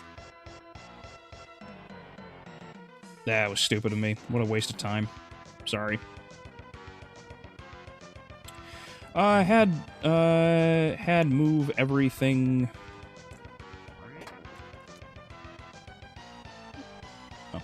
Oh. Had move everything to my computer because Brave is such a powerful ad blocker.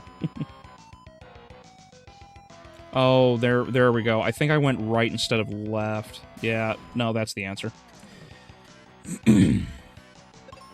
Whoops, I didn't mean to run.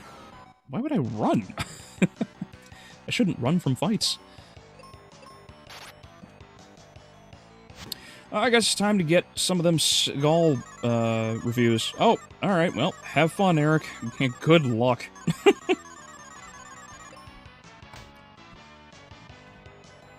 Johnny Blaze made a black magic deal with Mephisto to save his dad from illness. He sacrificed his soul, but Pop still died from a stunt fall.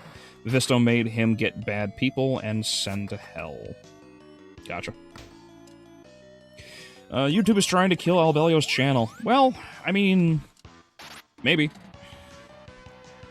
Maybe. I don't know. Not Evil Dead. The Odyssey review did fairly well because the Odyssey review pulled the Odyssey review pulled something like 40 or 50 plus subscribers. So, like, it's doing well. And I know it just cracked like 4,000 views or something like that. So, I mean, this is part of the reason why I kind of rushed through the video as fast as I did when editing it, because I needed to stay on the hype train.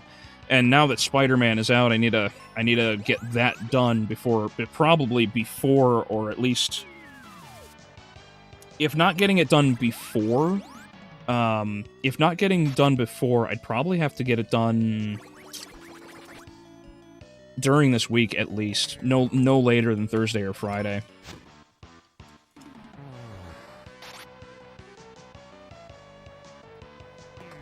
That way you can stay at least in the hype wave, because there's only a limited amount of time that you can ride something to its point of success properly, because otherwise it kind of drops off.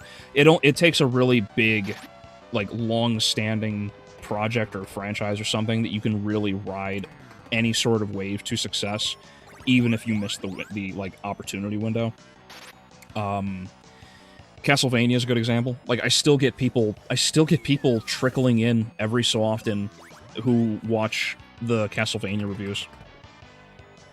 Which I know I need to get to Season 4 already. I just haven't had the time. I need to make more time, because I need to start it back over. I only got like an episode or two in, and I need to take better notes. But between all the yard work, the plumbing work, and now the car work that we're shifting over to, on top of everything that I've had to deal with for the last 2 months, plus everything for this channel, like, I've had very little in the way of time. So I will get it done.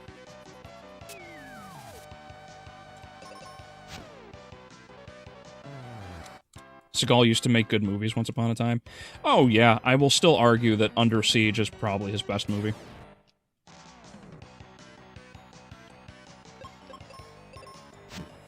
I'm hearing good things about the new Spider-Man movie. I'm indifferent because I never cared about superhero movies. Lol. It's fine.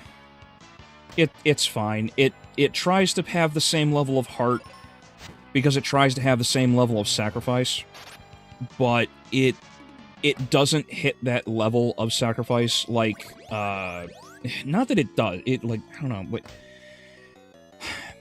Brand New Day is not about sacrifice. It's about the recovery after such a massive loss. Because he loses Aunt May, and he's trying to get around to doing, he's trying to get around to, like, saving MJ and protecting her and yada yada yada. There's a lot that doesn't need to be present in the movie. Frank Castle, because the Punisher's in the movie, you really don't actually need him. You really don't. Like, you can still make, like, Peter can still make the same sort of, sacrifice for others that he does in the movie. You don't really need to go far with anything else. Bruce Banner doesn't really need to be in the movie. The whole fight with the Hulk is kind of pointless. There's a fair bit where it's just the movie feels bloated for the sake of setting more things up, because there are some details that I don't want to relay to people for the sake of, like, I don't want to spoil anything. Because there's a major setup for a lot of characters people have been waiting for, and a couple others that I didn't think they were going to possibly jump to just yet. But yeah, it looks like they're going to do quite. They're going to do quite a bit for Doomsday and Secret Wars. So.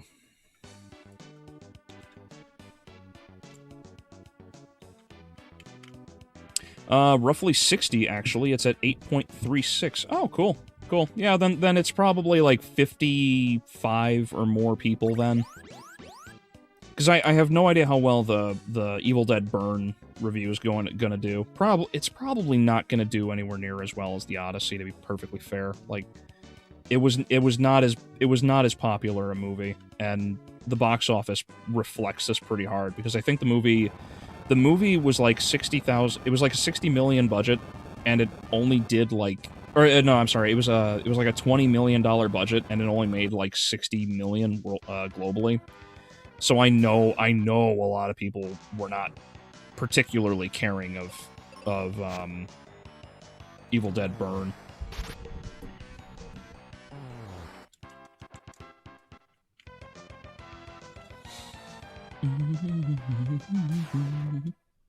They came up with some excuses for it, plus the narrator wrecked his office beating the shit out of himself, but people calling themselves Tyler Durden online got the name from Fight Club. Neat. Either way, Jared Leto's character got beat in Fight Club. Yeah. It's been forever since I've seen it. I actually don't... Holy crap, I don't actually remember Jared Leto's character. Huh. I don't want to pressure you, but I do miss the Castlevania retrospectives. Who knows? Maybe after you're done, you can make a movie combining all reviews into one. Just a thought. Yeah, probably just make like one giant collection of it. I don't know. Well, it's kind of the point and purpose of the actual reviews themselves. Take it in stride.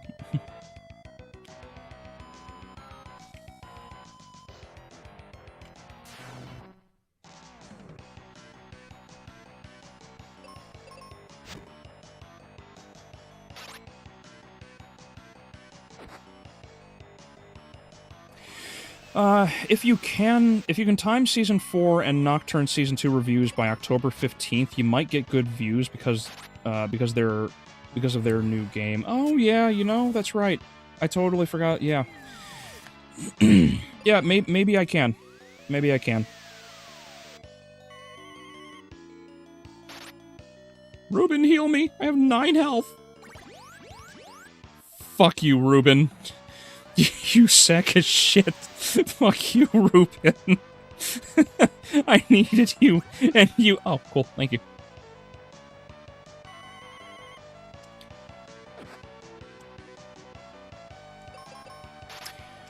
If it's in a high school textbook, then the Odyssey translation was likely Fagel. Yeah, that's most likely the version that I read too.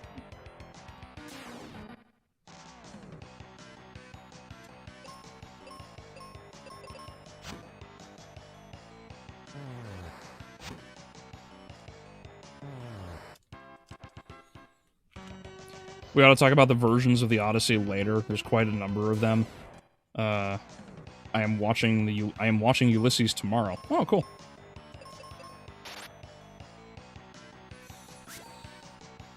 In the first movie with Nick Cage, he was sent to stop Mephisto's son Blackheart from becoming a super devil legion, unleashing hell on Earth, breaking the balance or contract between heaven and hell. Okay. It's been forever since I watched that movie.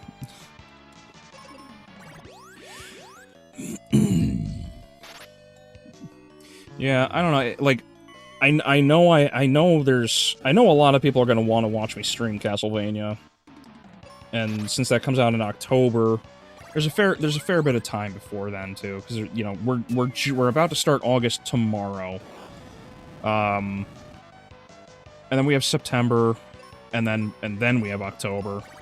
I still have to go back through Doom because of the damn DLC that just dropped.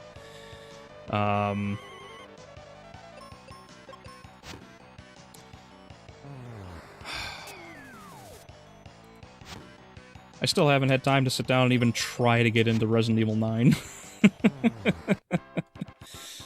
Still haven't.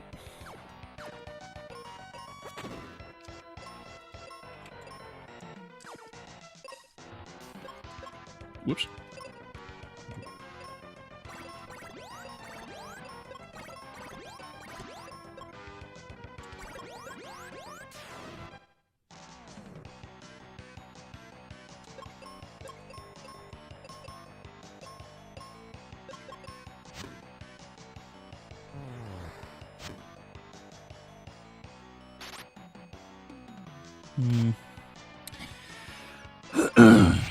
I also really need to, and I did note it down too, because I do remember. I know a lot of people really, really wanted me to go in on Andy Shankar, and I haven't done so yet, and I need to, But yeah, no, because I already hammered Warren, so there's not really much reason to go to repeat old ground or retread old ground on that. But I definitely need to when it comes to Adi Shankar, I need to smash the shit out of him, because he is ultimately the reason Castlevania is in such a piss poor position right now.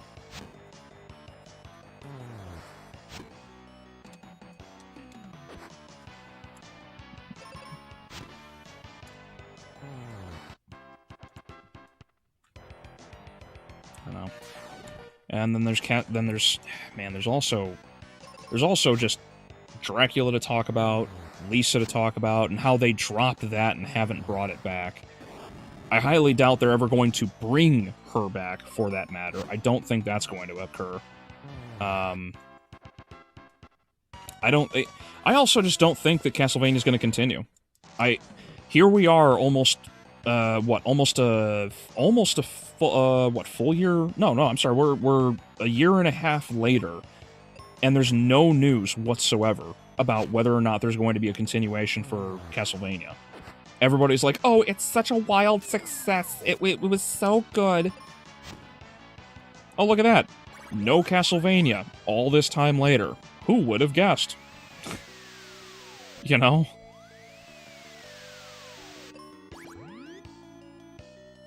Yeah, the thing that really frustrates me, and this is a subject that my wife and I were talking about as well, I don't like how we have not seen any accurate way to track the data. We haven't seen anything. And it's like so a lot of the conversation with movies in box office, in theaters, I should say, is understandable, because the box office is big. The amount of money that is brought in such a short amount of time, the number of audience members, you know, the viewers, everything that goes into it. There's so much invested that everybody has to know about it, and the data behind it is also important for that matter. What I don't like about there's my ankle. What I don't like about the box office not box office, the streaming discussion. What I don't like about it is that the discussion never actually goes into real answers for... Uh-oh. It's over. The discussion never goes into something like, say... It never goes into something like the budget for the show. You never get the budget for the show. You never get the,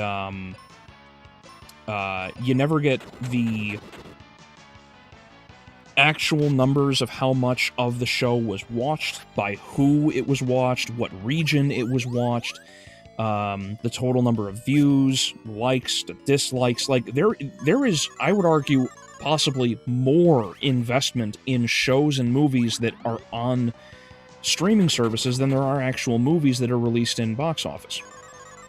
Box office is fine, there's nothing wrong with that. Or theaters, rather. The theaters, there's nothing wrong with this. The problem comes down to the information being hidden behind streaming. Take for example Fallout, right? Like, I only got to see the first season so far, and I knew diddly-dick about Fallout, and I tore it to shreds. So why is it that something like that gets to hide away, but we can't know anything about... why is it that we can know all of these financial records about something like we will eventually with the Odyssey, or with Endgame, or with any other major movie. But when it comes to a show, the Fallout show can fail like horribly in terms of viewership, right? Because it was like top 5, but it was like top 10. It wasn't even top 5. It was top 10 shows for its season for when it came out. And then instead of releasing season 2 at the orderly time they said they would, Amazon drops it ahead of schedule. Why'd they drop it ahead of schedule? And why is it that show fucking disappeared? Because I remember a bunch of you asking me, like, hey, you're gonna review it, and I said I didn't think it was coming out yet, until a bunch of you were like, oh yeah, it already dropped, and I'm like, when? You know? So, I want to see the data for the streaming. That's what I want to see. I want to see the information for a lot of these shows. I want to see I want to see what the numbers actually are for things like Rings of Power or Fallout, Wheel of Time. Like, I want to see these things because I ain't seeing anything that actually shows that any of these movies or shows have been successful at all. And in particular, I want to see the data for Netflix, because Castlevania is the one I really want to get into. I want to see what's going on behind the scenes with Castlevania. I want those numbers myself.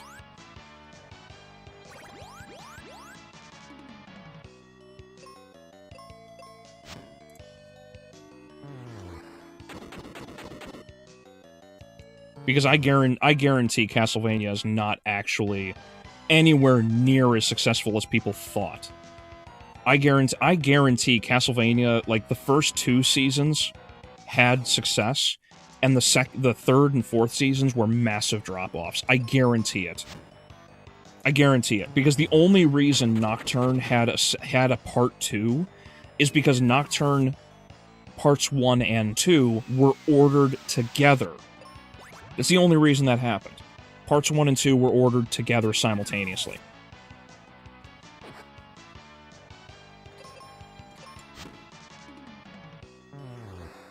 And we know this because of how quick Part 2 was greenlit. We know this to be the case. Otherwise, there's no fucking way it would have happened. You don't greenlight a show 3 days later, even though there's a titanic number of problems, you know? Especially in that case. So I don't buy it for an instant. So that's what I want. But the thing is, for some reason, you can't get a hold of the information. The data is hidden away from, like, everybody. And I'm not a fan of this.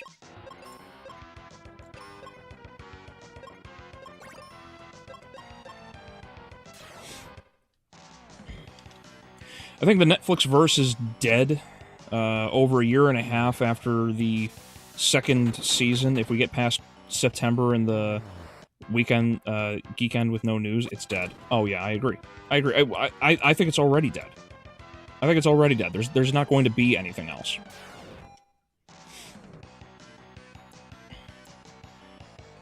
Plus the studio already... Wait, really? The studio already let go of their animators, and Netflix probably already let the contract lapse to Konami. Really? Cool. Thank you for mentioning that one.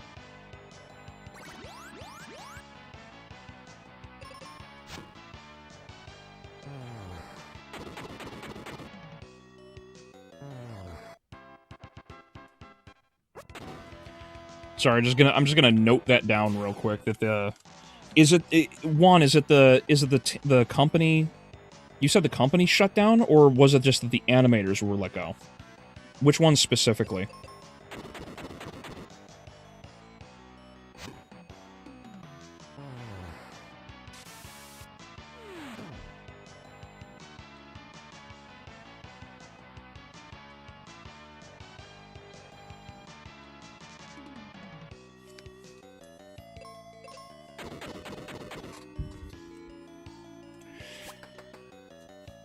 Powerhouse Studio doesn't even have the people needed to make the TV show or the permission to even think of making a new show or a movie or short. Really interesting.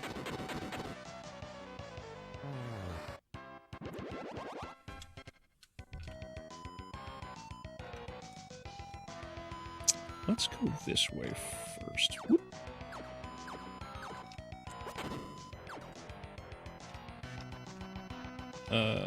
I think I know where this goes. Like, it makes me wish there was a well-done or well-made Mad Max video game. I know about the 2015 one based off Fury Road, but I heard mixed reviews about it. I want to play that one someday. I heard about there being a canceled PS2 game that got scrapped. Wonder what that would have been if it worked out. And there was an NES game, I believe? Oh, I have no idea.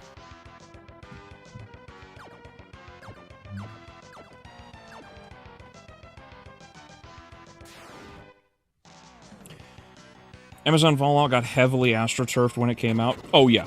Yeah. But it was another one of these, you know, we're gonna attack capitalism and everything else. Like, one of the dumbest fucking things they did in that movie was actually have Vault-Tec drop the bombs themselves.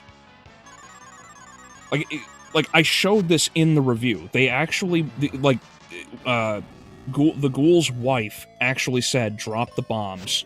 Let's do it. As if that was going to help anything. Like, it's such stupid fucking writing, but they did it, you know? I can't imagine it was, you know, particularly helpful. And if Season 2 doesn't, you know, add on to any of the mystery that movie, or that show tried to introduce at the end, I can't imagine it went anywhere. Also, and I did catch, even though it's me and I live under a rock, I did catch that what was it, the Deathclaw? Like, Maximus ends up boxing a Deathclaw to death. Like the Deathclaws are just a fucking joke in the show now, even though they're supposed to be like the most dangerous things in the Wastelands. A major thing people forget about Netflixvania is that seasons 3 and 4 dropped in the quarantine after people had already burned through The Office or whatever, whatever default binge show they watched. Yeah. So a lot of the numbers, even at the time, were also artificial because they, you know, everybody was at home and kind of, you know, they had nothing else to do but watch shows on Netflix and whatnot. You know, I guarantee if it wasn't for that, the numbers for seasons 3 and 4 would not be as high as they are. Like, Castlevania would not be... I don't think Castlevania would even be recognizable as a franchise, even today. Because I haven't heard, like, outside of, like, obviously people like Adrian, all of his buddies, myself, like, we're all attuned to it, so when we hear Castlevania, we're like, awesome, you know? And a number of you guys also pointed out, like, hey, you know, here's, you know, they're making a new Castlevania game, and that was great, and I'm glad to hear about it, but, like, it's like after the Netflix Castlevania series, like, there's a seriously bad taste in my mouth from that, you know?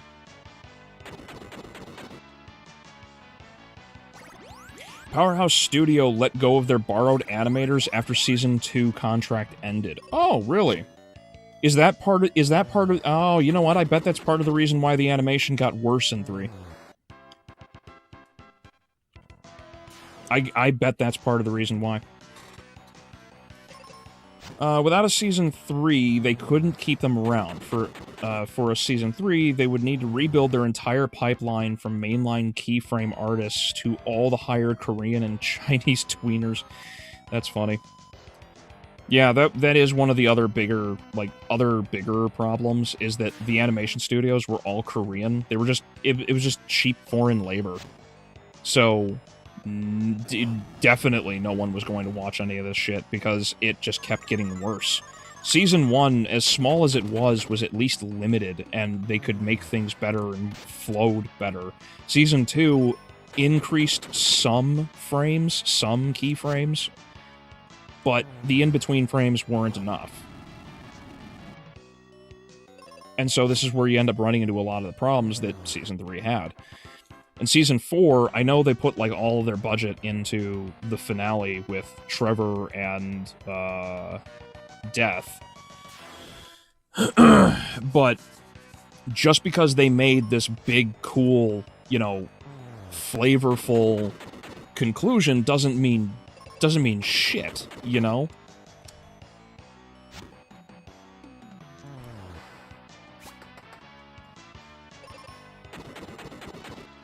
Like, the rest of the writing and everything for Season 4 is just abysmal.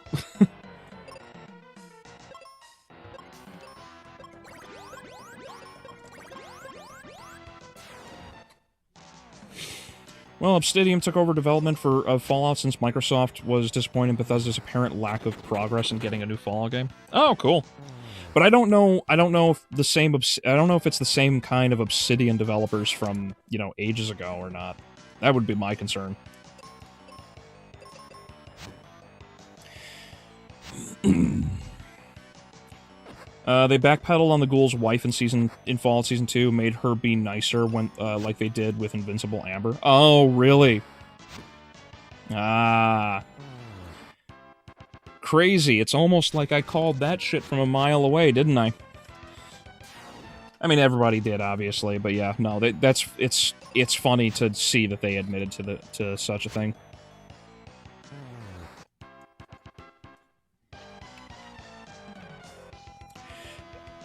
Adi Shankar...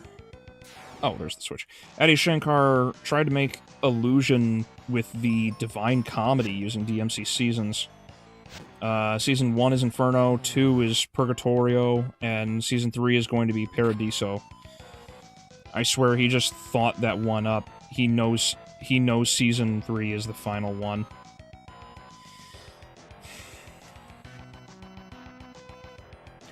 I genuinely wonder at times if... a lot of these other people are... You know, all of these guys who work on these projects and shows and everything else, these guys are all sociopaths. You know, you kind of have to be a little nuts to have such a ridiculous... to have such a ridiculous amount of belief in yourself for something that you do, right? Like, to have something like Castlevania come out, and then it's just an atrocity, right? Like Season 1 is as mid as it gets, and it was a little weaker than I remember it initially being in the first place. And then you get Season 2, the season that so many people used to like. And I destroy it. I tear that thing to shreds. And numerous people in the comments all thanked me for pointing out the flaws they hadn't seen before. And now their view on it has shifted. They went from liking it to disliking it. Which is good, right? I'm happy that's the case, because it is a terrible season. And then you get Season 3, and Season 3 is really bad. And people are still... Like, after all this time, like, you've got a number of people who are like, oh, well, Castlevania's good. And then Adi Shankar probably hears that, and he's like, okay, people still like it. If people still like it, then I'm doing a good job, right? Yeah, that's gotta be it, right? But when do you get to the point that maybe you're not? Like, when does somebody like Adi Shankar finally ask themselves, am I doing a good job? Like, the level, the lack, I should say, the lack of critical self-analysis is staggering to me when it comes to somebody like him. It's staggering. Where is it? Where is the self-analysis? Where is... And we can ask the same question, I guess, of anybody in like, the board meetings, higher-ups and whatnot of show, movies and whatnot behind studios. But when do you finally pull your own head out of your ass and actually ask yourself, did I do a good job? Was I right or was I wrong?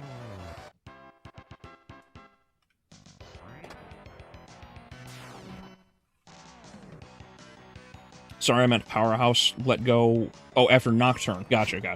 Okay. Oh, I gotcha. Most of the actual legwork was done by Eastern animators and a few French studios.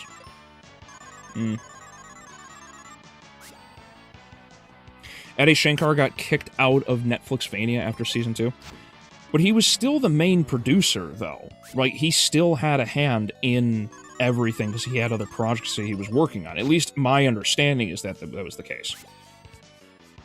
He was not involved when Season 1 was written, since that was 2007, 2008 with a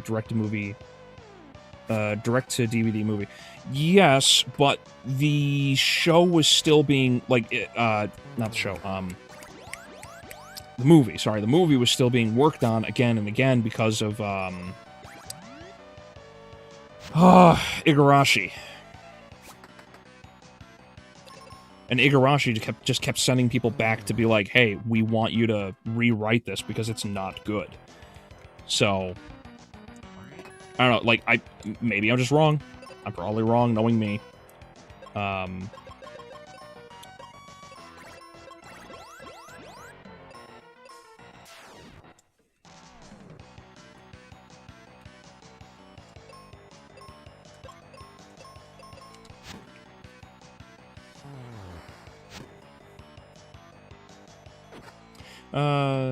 And yeah, Emily Wilson actually wrote an online essay about how the movie The Odyssey was a poor adaptation of her work.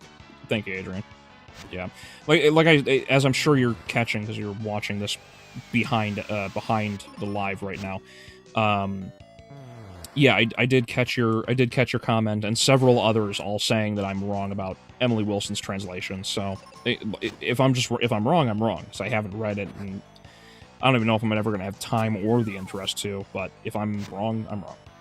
I mean, it's good to know that Netflix DMC is going to end after Season 2.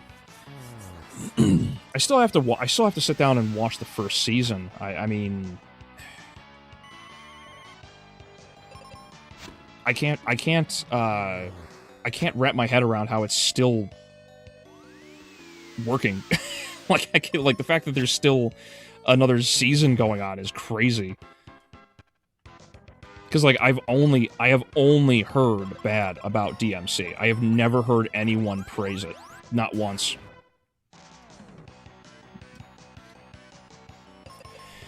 Okay, I guess YouTube hid my comment. I was talking about the new Resident Evil movie not screaming not being close to source material from the recent trailer. That was another video I was considering doing because the official trailer for the new Resident Evil came out and it looks nothing like Resident Evil again. To be fair, I know the trailer is trying to hide as much as it can, but it seems like everything we saw about the script leak is true. Like, there's the fast zombie that chases the dude. It may not have been the dog. Maybe it was an earlier script, but apparently the dog is maybe the dog actually chases the dude. And several other problems. Like, there's so much from the script that was leaked that seems to line up exactly with what was portrayed in the trailer. And a lot of people are like, "Yep, it's gonna suck." And I keep getting a lot of people in my comments on, well, not in my comments, but rather on the comments that I had for Twitter. People were like, "No, it's gonna be a good movie. You're just an idiot." I'm like, you have no idea. Like, you clearly didn't read anything that's going on, and, like, there's so many problems with the script right now.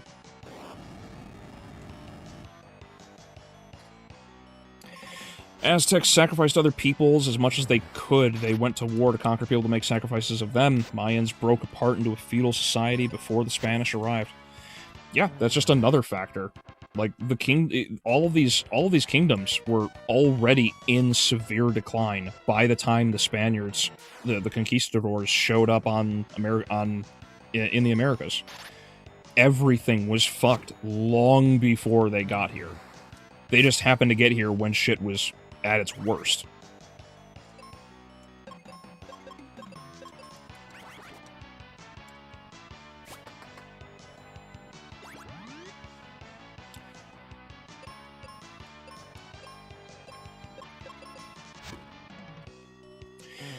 The project died out in the early 2010s after at least 8 rewrites that I remember, yes.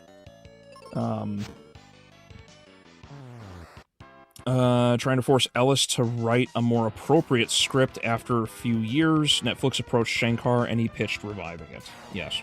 Yeah, that is my understanding as well.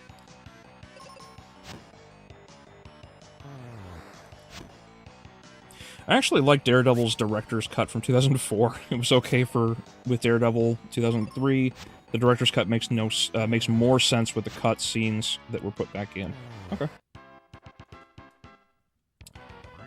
Have you heard of Citizen Vigilante movie? Yes, actually, thanks for reminding me, Brian. That's another one I need to go through and review, because I've been wanting to for a bit. Yeah, it is not the it is a symptom of the problem, and the problem absolutely is the immigration and everything that's going on. Absolutely. Like, I do want to get around to watching it. I'll probably end up watching it, like, this week. Just to catch up on things, because there's a number of other movies we have to go and we have to catch up on. Things like, I watched Backrooms. I gotta get through Citizen Vigilante. There's Supergirl. There's the Silent Hill movie that I have to go through. I still have to catch up on seasons 3 and 2 from Castlevania and Castlevania Nocturne. Then there's the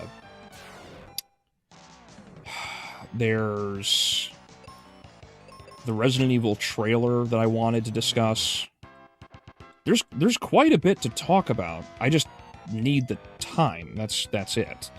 I just haven't been able to as of yet. That's all.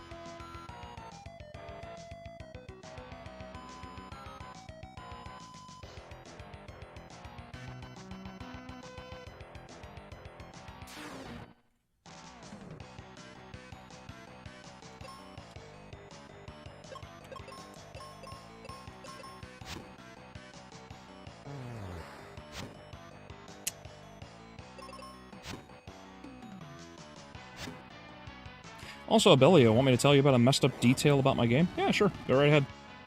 Be my guest, Alexander. I can see a comic book movie meaning something. I just not necessarily a common one now. After Batman and Robin did poorly, we got the comic book movies of Men in Black and Blade that did well. Yes.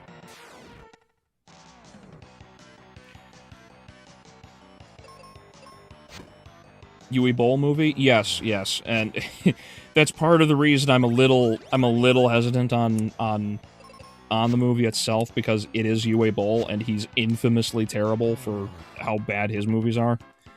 Because remember, this is the guy that not only made Alone in the Dark, but he also made the House of the Dead movies, or movie rather. He made the first one, not the second one.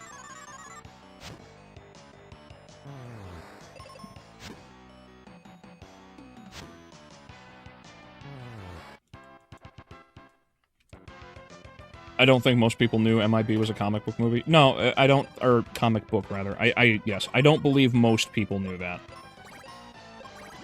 To be fair, I would actually say, I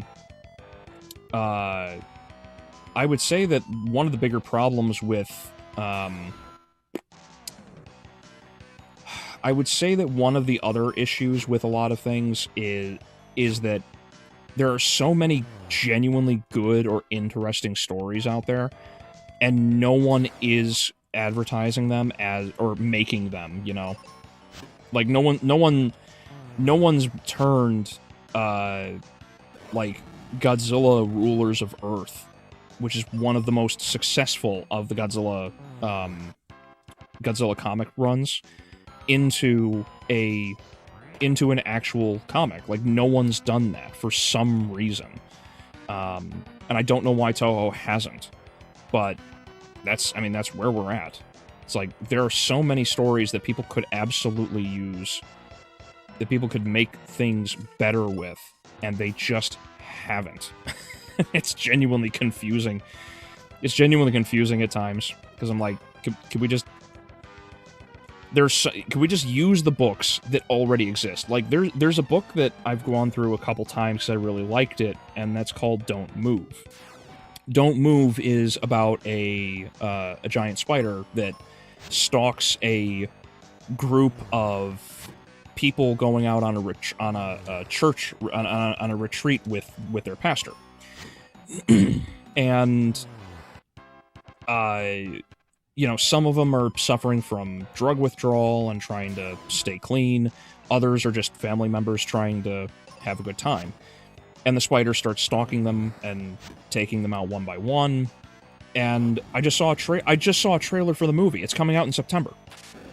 And I was like, man, like, I feel like I know this story, right? And, like, here's a drug addict, and he's talking with the pastor, and they're on an RV trip, they're going down, they get lost because they end up in the wrong location, and I was like, man, I really know this. And then I saw this deer get pulled up into a tree by the spider, and I was like, it's that story, cool.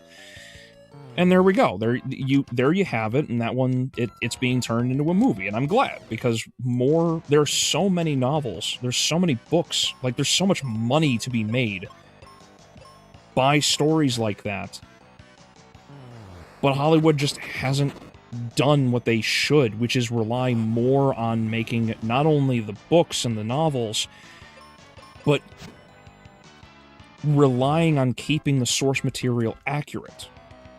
They just haven't done it, which is goofy because, like, Hail Mary. Hail Mary was a novel long before it became a movie. Same thing with The Martian, or obviously The Odyssey, and comic books have been popular for this reason for a while now. But all of these things, there's so many examples of just use what people already are, Stop not relying on novels and books and everything else, You can get a lot of people that are making the stories to get them more money. You can make money off of their ideas. Like, it's a win-win process. I mean, hell, that's how we got the Meg, for goodness sake. And I hate that the Meg turned out to be shit, but, because I love the Meg series. Because I'm a big, like, aquatic horror fan, so I like a lot of shark and sea serpent and squid and octopi novels and whatnot, all kinds of things. So the Meg, Jaws, The Beast, what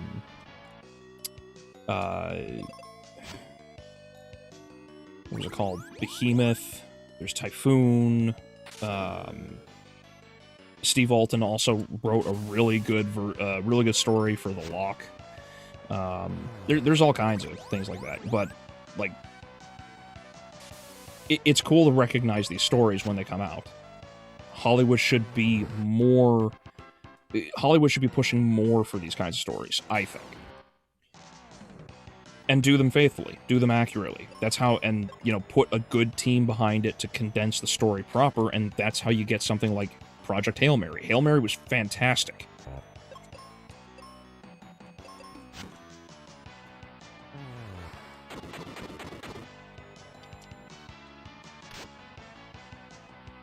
Was he the one that boxed a critic? Yes.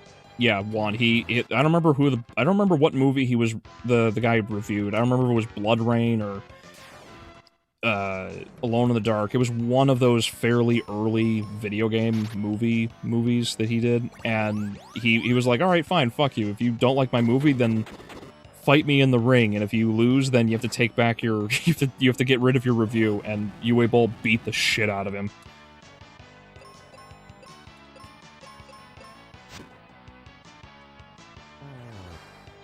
Not to mention the Blood Rain movies. Yeah, exactly. How do you fuck that up? A vampire who kills Nazis. That's literally Hellsing.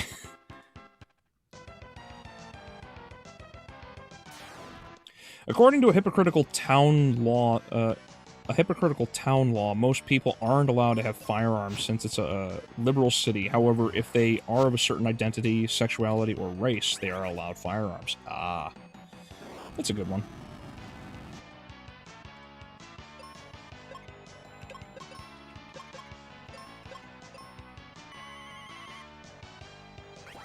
Uh-oh. That's unfortunate.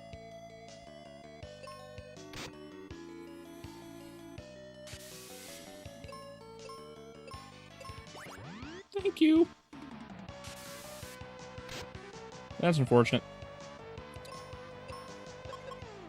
Nope, not exit. Life. Get up, Ruben.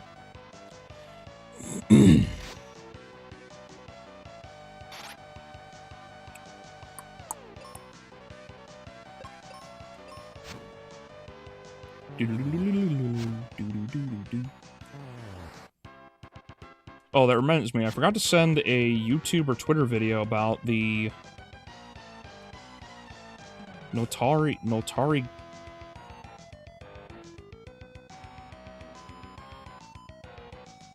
Oh, yeah, I got you. Oh, okay, I get you. Yeah, Muslim immigration. It's an AI video of a fake UK 2026 video simulator video game. Sorry, jumbled words. Yeah, I gotcha. A lot of people didn't know Men in Black was a comic book, but it was. The main difference was the Men in Black didn't just handle aliens in the comic book, the Men in Black also handled ghosts. Yes. Yeah, there's a supernatural element to the series that was just never dug into.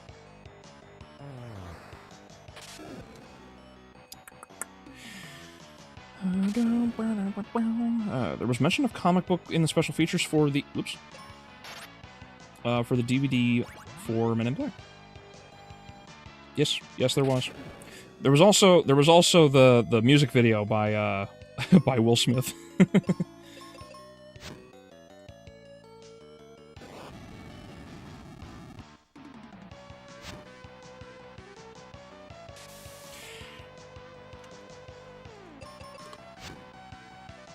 Oh, excuse me.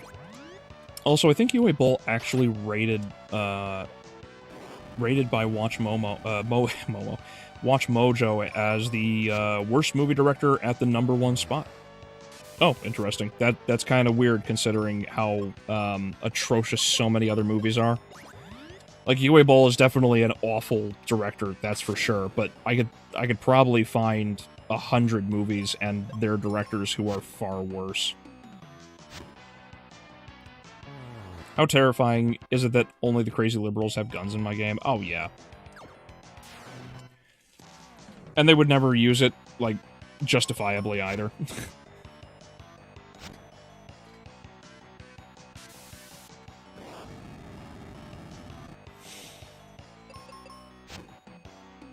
I like Alone in the Dark new Nightmare game, mixing Native Americans and Eldritch Cosmic Horror. I like the idea of using light to weaken or solidify the creatures, like Alan Wake or before Woke 2.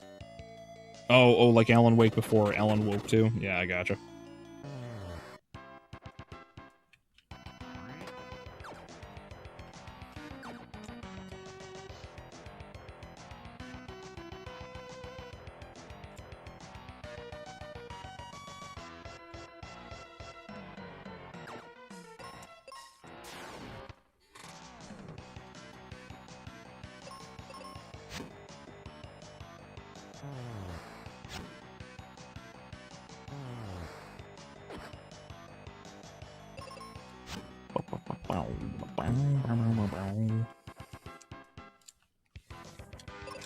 Oops. Actually, I probably should save, just... There we go. Here comes the Men in Black. Men in Black. Down, down, down, down, down. Yeah. Yeah, I still remember... Well, I still remember some of the jingle.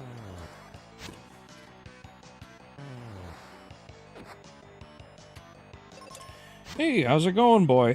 Doing good. Prop, how you doing, buddy?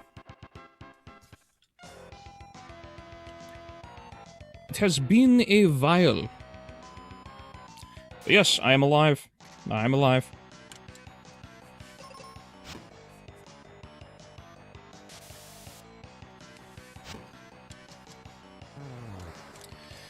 Yeah, I hope you've been enjoying the videos and everything.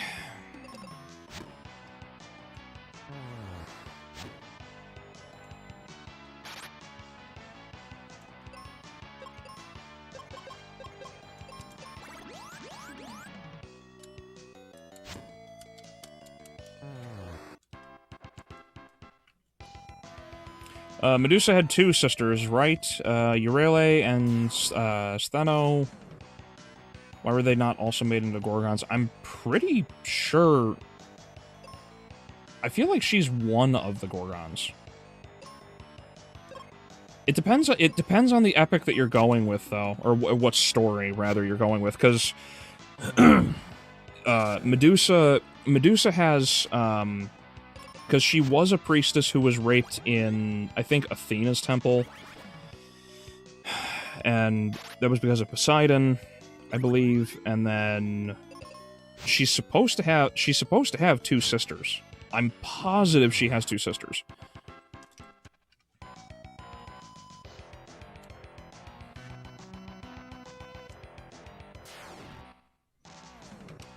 But again, I think it depends on the source that you go to.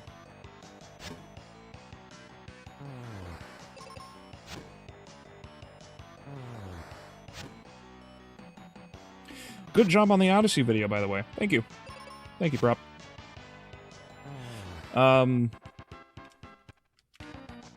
Yeah, so far it's doing numbers. I hope it continues to climb. I do think also that I will be, from now on, at least, just for the sake of simplicity and ease of mind, I think what I'm going to be doing is anytime I run into a copyright issue, I'm going to put that copyright filter that I have been in my videos over those on YouTube. Oh, excuse me. Because even the Evil Dead Burn video got hammered with copyright. It was something like a quarter of the video had copyright, and it happened again. The video, like, X amount of the video will be grabbed for copyright purposes, even though it's also grabbing my assets. It's grabbing our assets, because my wife made most of the Albeleo sprites that I've been using now. But yeah, no, like the AI for YouTube's thing is still out of control. And again, for the sake of simplicity, just to make it easier to upload and re-edit without having to lose a metric fuck ton of time while editing, I think that's what I'm gonna do, is I'm gonna just work on dropping a simple copyright filter over everything, call it at that, and then post it. So, I apologize for my apologies for any inconvenience for a lot of movie reviews moving forward, but unfortunately, like, it's out of my hands. I have to, you know, in order to make money, you know, I have to re-edit everything to allow it.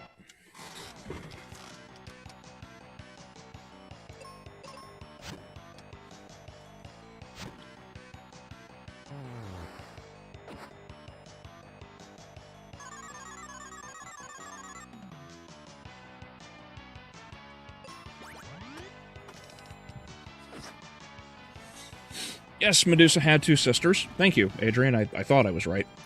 Which one was cool? Which was one cool part about the alternate Lord of Shadows universe of Castlevania? The one time you see Dracula talking to Medusa and her sisters as employees. Yes.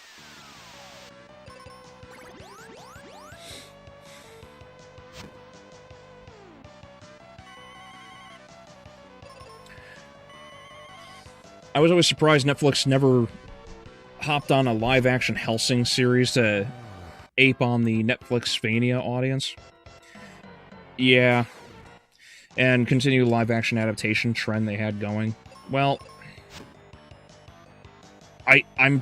it may have been one of their wisest decisions because of how poor all of the live-action stuff that they've done was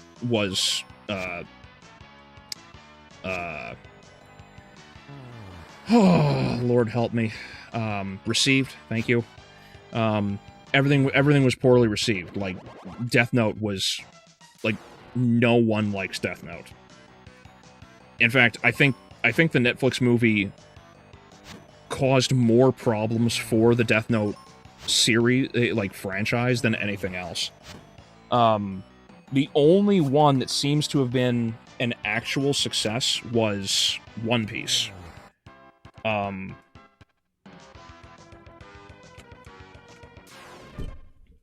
I don't know anything about One Piece. I never sat down to watch the anime. I never sat down to watch the anime, so I can't speak to the actual quality of the continuity or accuracy. However, it had so much energy, it had so much fun, and such a good vibe. The writing was a little wishy-washy at times, and I thought it was okay, considering what they were trying to handle with it, but honestly, I didn't have, like, too much of a problem with that. But when it comes to something like other but I know a lot of people who do know the show blasted the, know the anime and manga blasted the show. So I have no idea. I would imagine they actually saw how things were received and decided we're not gonna go crazy with it, which is why, like, they've really only done One Piece. Now, again, I could be wrong. Maybe there's something else that they're doing, and I'm just, I am unaware of such, but, again, I don't know, I also just don't, like, particularly care, because a lot of the shows and everything they've turned into live action, I just don't really know well. The only one I did was, Full Metal Alchemist, and I decided I'm not going to watch it, because why do I care?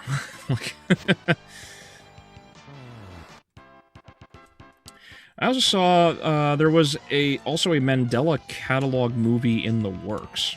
Oh, really? Which I should have expected from the Backroom success. Still need to watch that film. Okay, well, that'll be interesting if there is.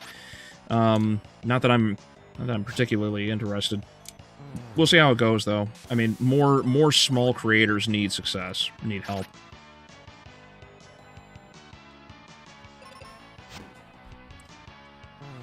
The problem with the live-action Hellsing is that it likely wouldn't be Freeman. Oh, crap, went the wrong way. Netflix Persona and My Hero Academia are still in the works. Oh, no. Alright, yeah, see, like, that's what I'm talking about. Never mind, then. It just turned... I'm just unaware of the projects that are going on.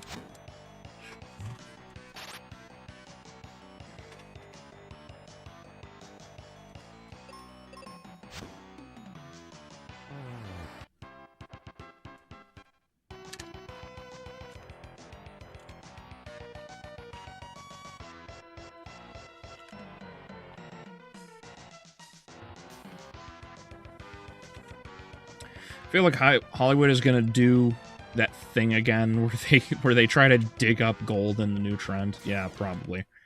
Yeah, the trend that was already, like, dug out, where there's nothing left in it.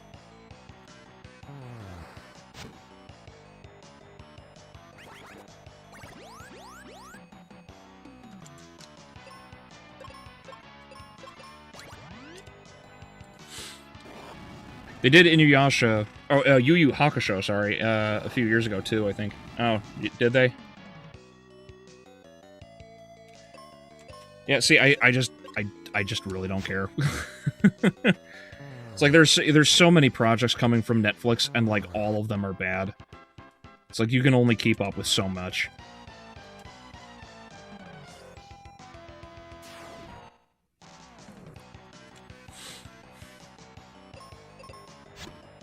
Oh, yeah, Avatar. Oh, my. Yeah, thanks for reminding me, Brian. Yeah, Avatar Season 2 just dropped. Dear God, I heard things about it. I see why the original creators left the project. Oh, yeah. So, I managed to watch a number of clips about the show. Toph just bends the metal with like, no effort whatsoever. She bends the metal, and then she's in the carriage. Her mother is the one in the carriage with her. It's not just the two people that are behind her that captured her from the tournament. Toph was captured, I think, at her mother's request. And her mother is in the cart with her as they're dragging her back home. And she, like... She basically doesn't do anything. Toph just, like, punches the door a couple times. And then she's like, come on, come on. And then she just opens the cage, the metal cage, like it's nothing. The metal doesn't bend like it was ripped. It looks terrible. There's no surprise, there's no build-up. And while she's sitting there, she's in the cage still. She just ripped open, like, enough for her face and hands to come through. And she just yells out, I am Toph Beifong, and I invented metal bending! She yells this to her mother, who's 2 feet in front of her. Like, that's how that scene goes now.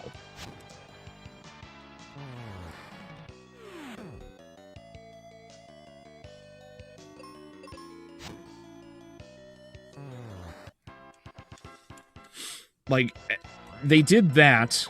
They made Azula just a fucking joke in the underground fight against Aang. So, like, they completely, like, did away with the... They completely did away with Aang needing to armor himself up against Azula. So I'm pretty sure all of us here know about the final fight against Azula in the Earth Kingdom, correct? Like under Ba Sing Se. when they go to fight, Aang sees Katara in the distance, and she's fighting her own battle against Zuko or whatever. Azula is fighting Aang. Aang is... And this is all off of recollection. I haven't seen the show yet, but I did see this clip. Azula... So Aang armors himself up, and instead of Azula smashing him back and shattering the crystalline armor that he just pulled up on himself to, you know, try to fight, he knocks Azula down, beats her ass, and then he goes into the Avatar mode without having to separate himself from Katara.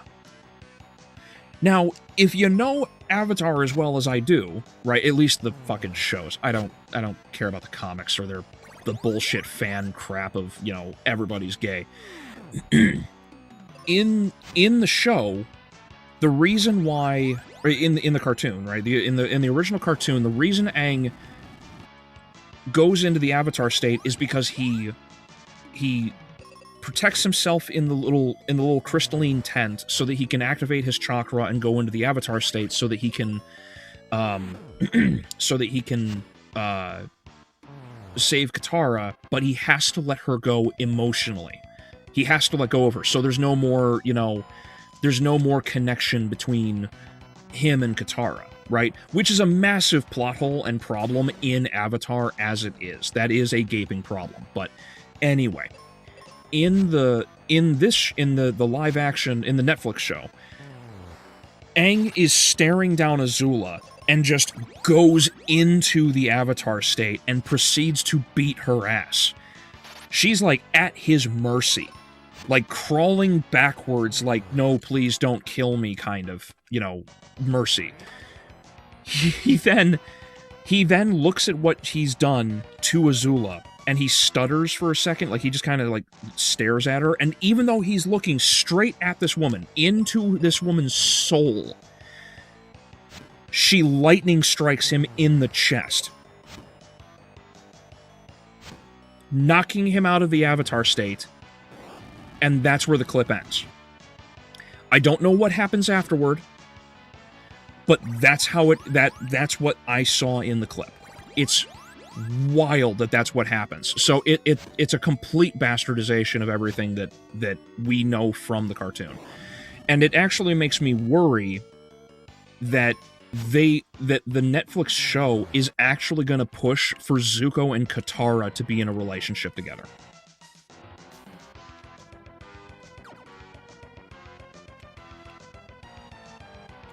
Like, I dread watching it because I've already watched season 1 and I need to go back and finish that review already because that's just another thing I have to do.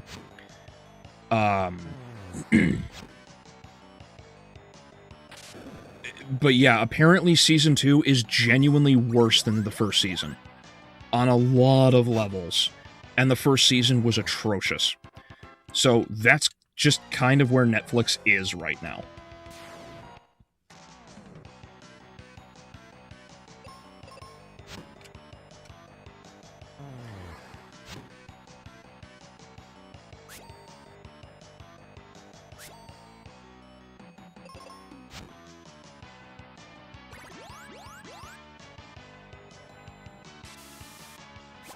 The casting calls for the movie have already gone out, directed by Daniel Destin Cretton, the same guy as the recent Spider-Man. Oh, gotcha. Samara Weaving cast as Emma Frost. Oh. Bending was done in the style martial arts in the original show. The Netflix show makes it generic magic casting. Yeah, there's like no style to anything. It's all really, really flimsy and stupid. There's no, like, I say flimsy, everyone is stiff in their movements. There's no fluidity. There's no natural movement, as though these are practiced, you know, lifelong martial arts that anybody has been keeping up with. I didn't know how Aang entered Avatar mode without Katara. That's crazy.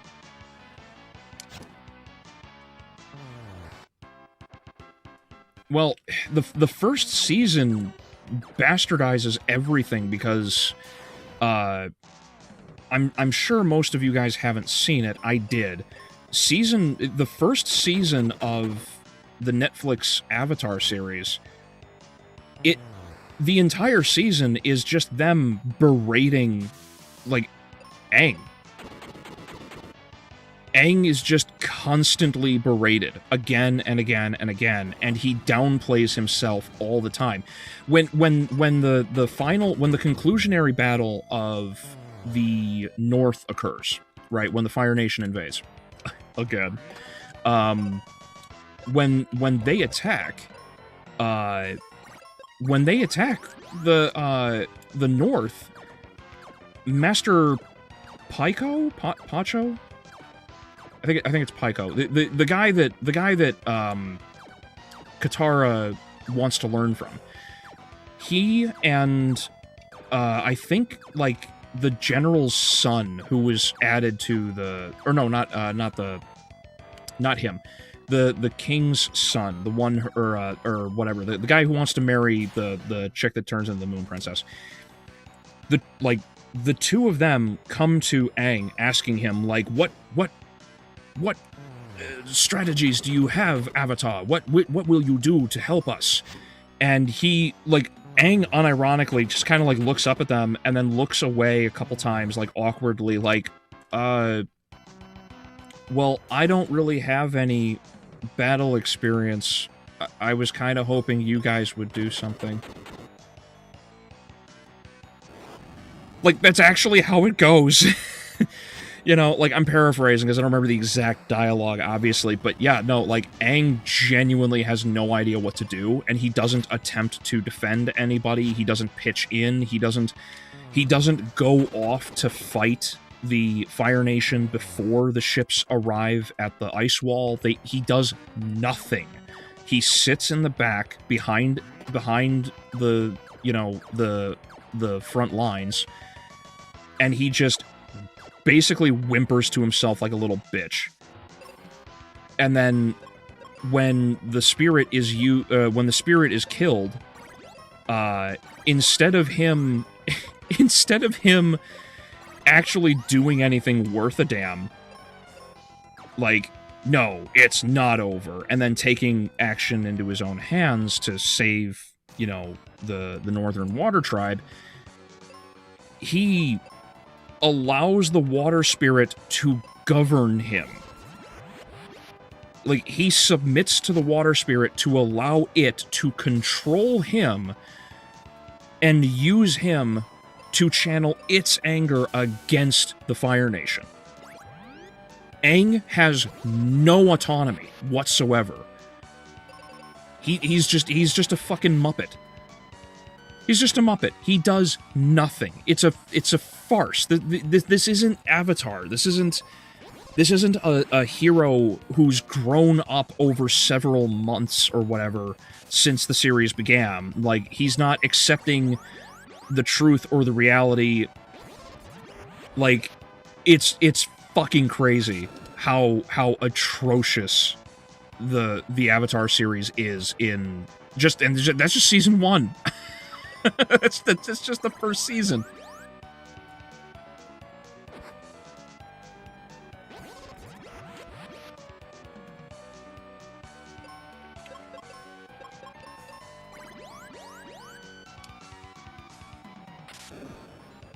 Oh, the casting call was for the Naruto movie? Gotcha.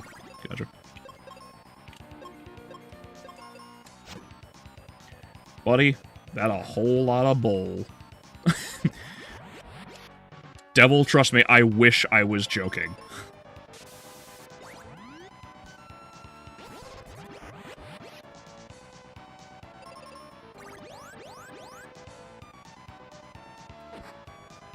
They casted a blind VA for the animated movie. Why?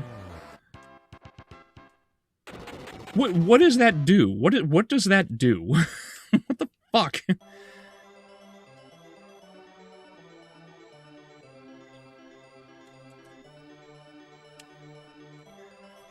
Would have been funny if Aang told Azula to go make him a sandwich. They even fucked up the joke where he, So,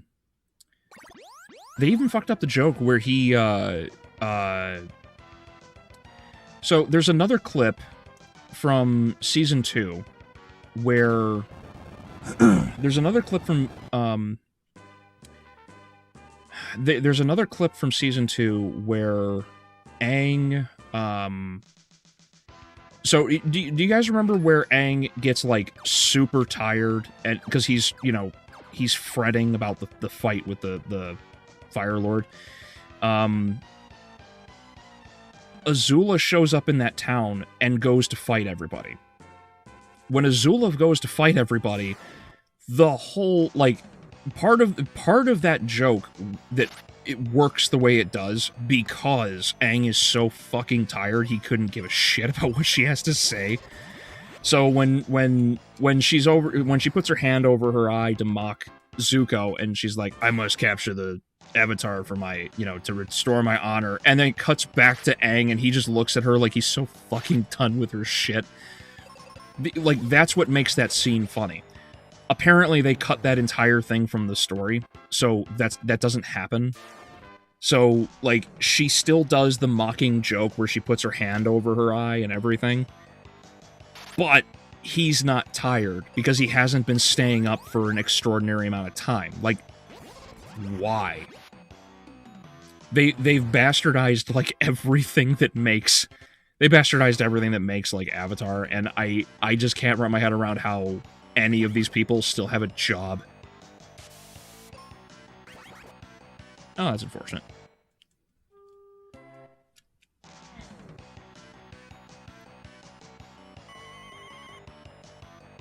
Authentic voice casting? I know, but it's just there's no reason, there's no need. What, like, they brought up, they wrote the entire script in Braille for her? Why?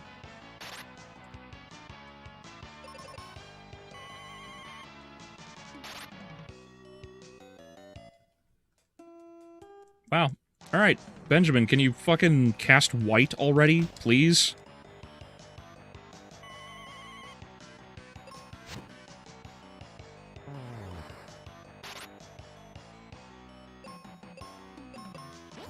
Thank you.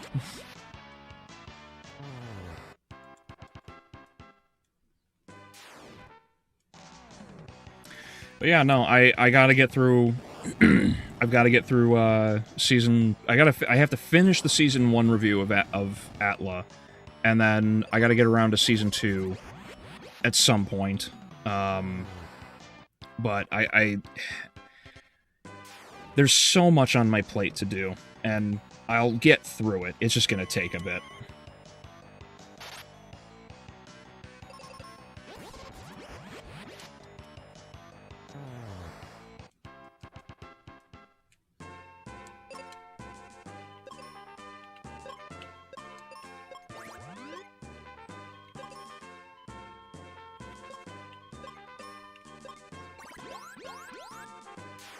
Benjamin can cast white power? Yes. Yeah, he throws up a sign and it's over.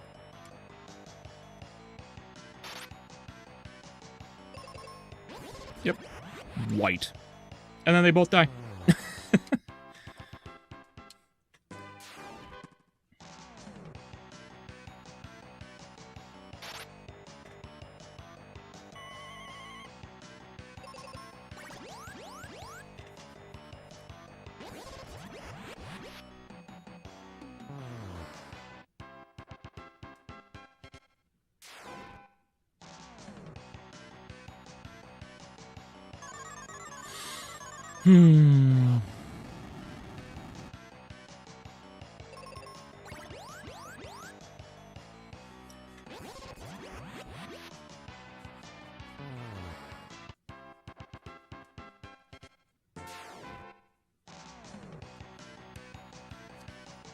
I think I ran out of topics for stream. Yeah, I mean, there's plenty of things to discuss still.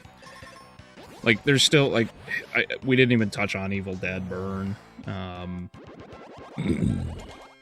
Oh, I leveled up twice. Awesome.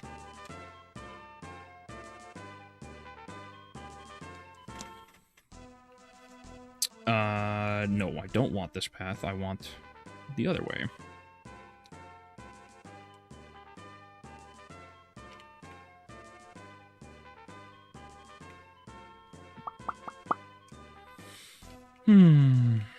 There we go.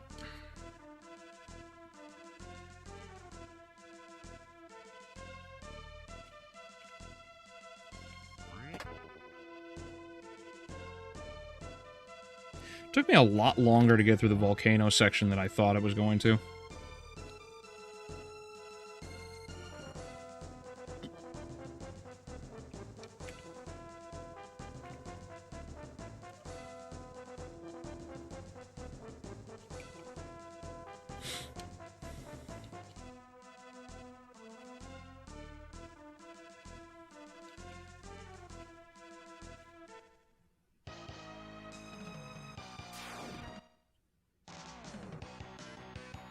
Oh yeah, this is like your first real time seeing the Chimera and getting to fight a zombie Minotaur again.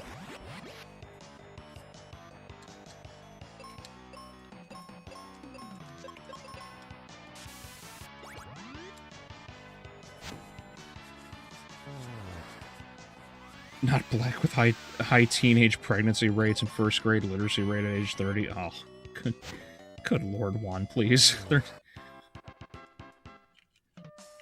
It's not that bad. Have faith. Have faith in your fellow man. They need it. No, but just in general, like so many more people need help. Oh yeah, there's the door. That's right.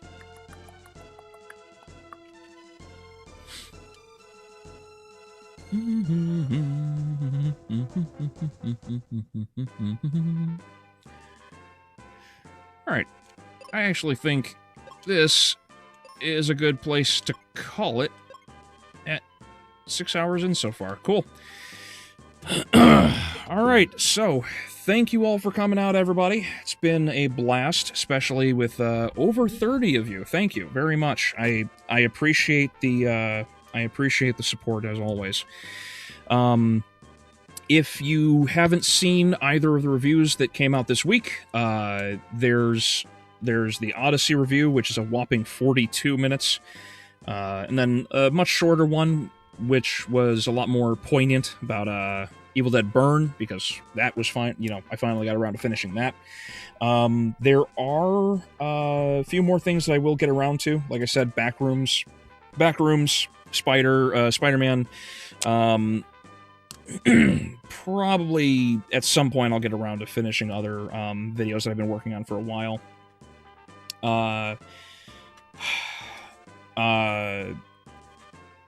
Yeah, just thank you very much. Check out my secondary channel, Bemorian Galaxy, for Battletech and Mech Warrior, which I will be getting around to proper, I promise. I have shorts, I just need to get them done. And if you're feeling charitable and you want to talk to me personally about things, there's always my Discord that you can get access to through Subscribestar. That's just $5 a month. Come and hang out. You've got Fog and Shadow, Whisper, J-Monkey, and myself, as well as a few others. Movies, video games, anime, politics, religion, whatever, pop in. It's always appreciated. Later, about halfway through this month, on I think it's the 17th, I believe, I will be also joining my buddy Chris over at Crash Cannon to talk Catholicism. So if anybody's interested on that, just to kind of hype that up a little bit leading up to it, yeah, that'll be a Monday stream. But otherwise, thank you all for coming out, everybody. Have a good night, and have a good weekend.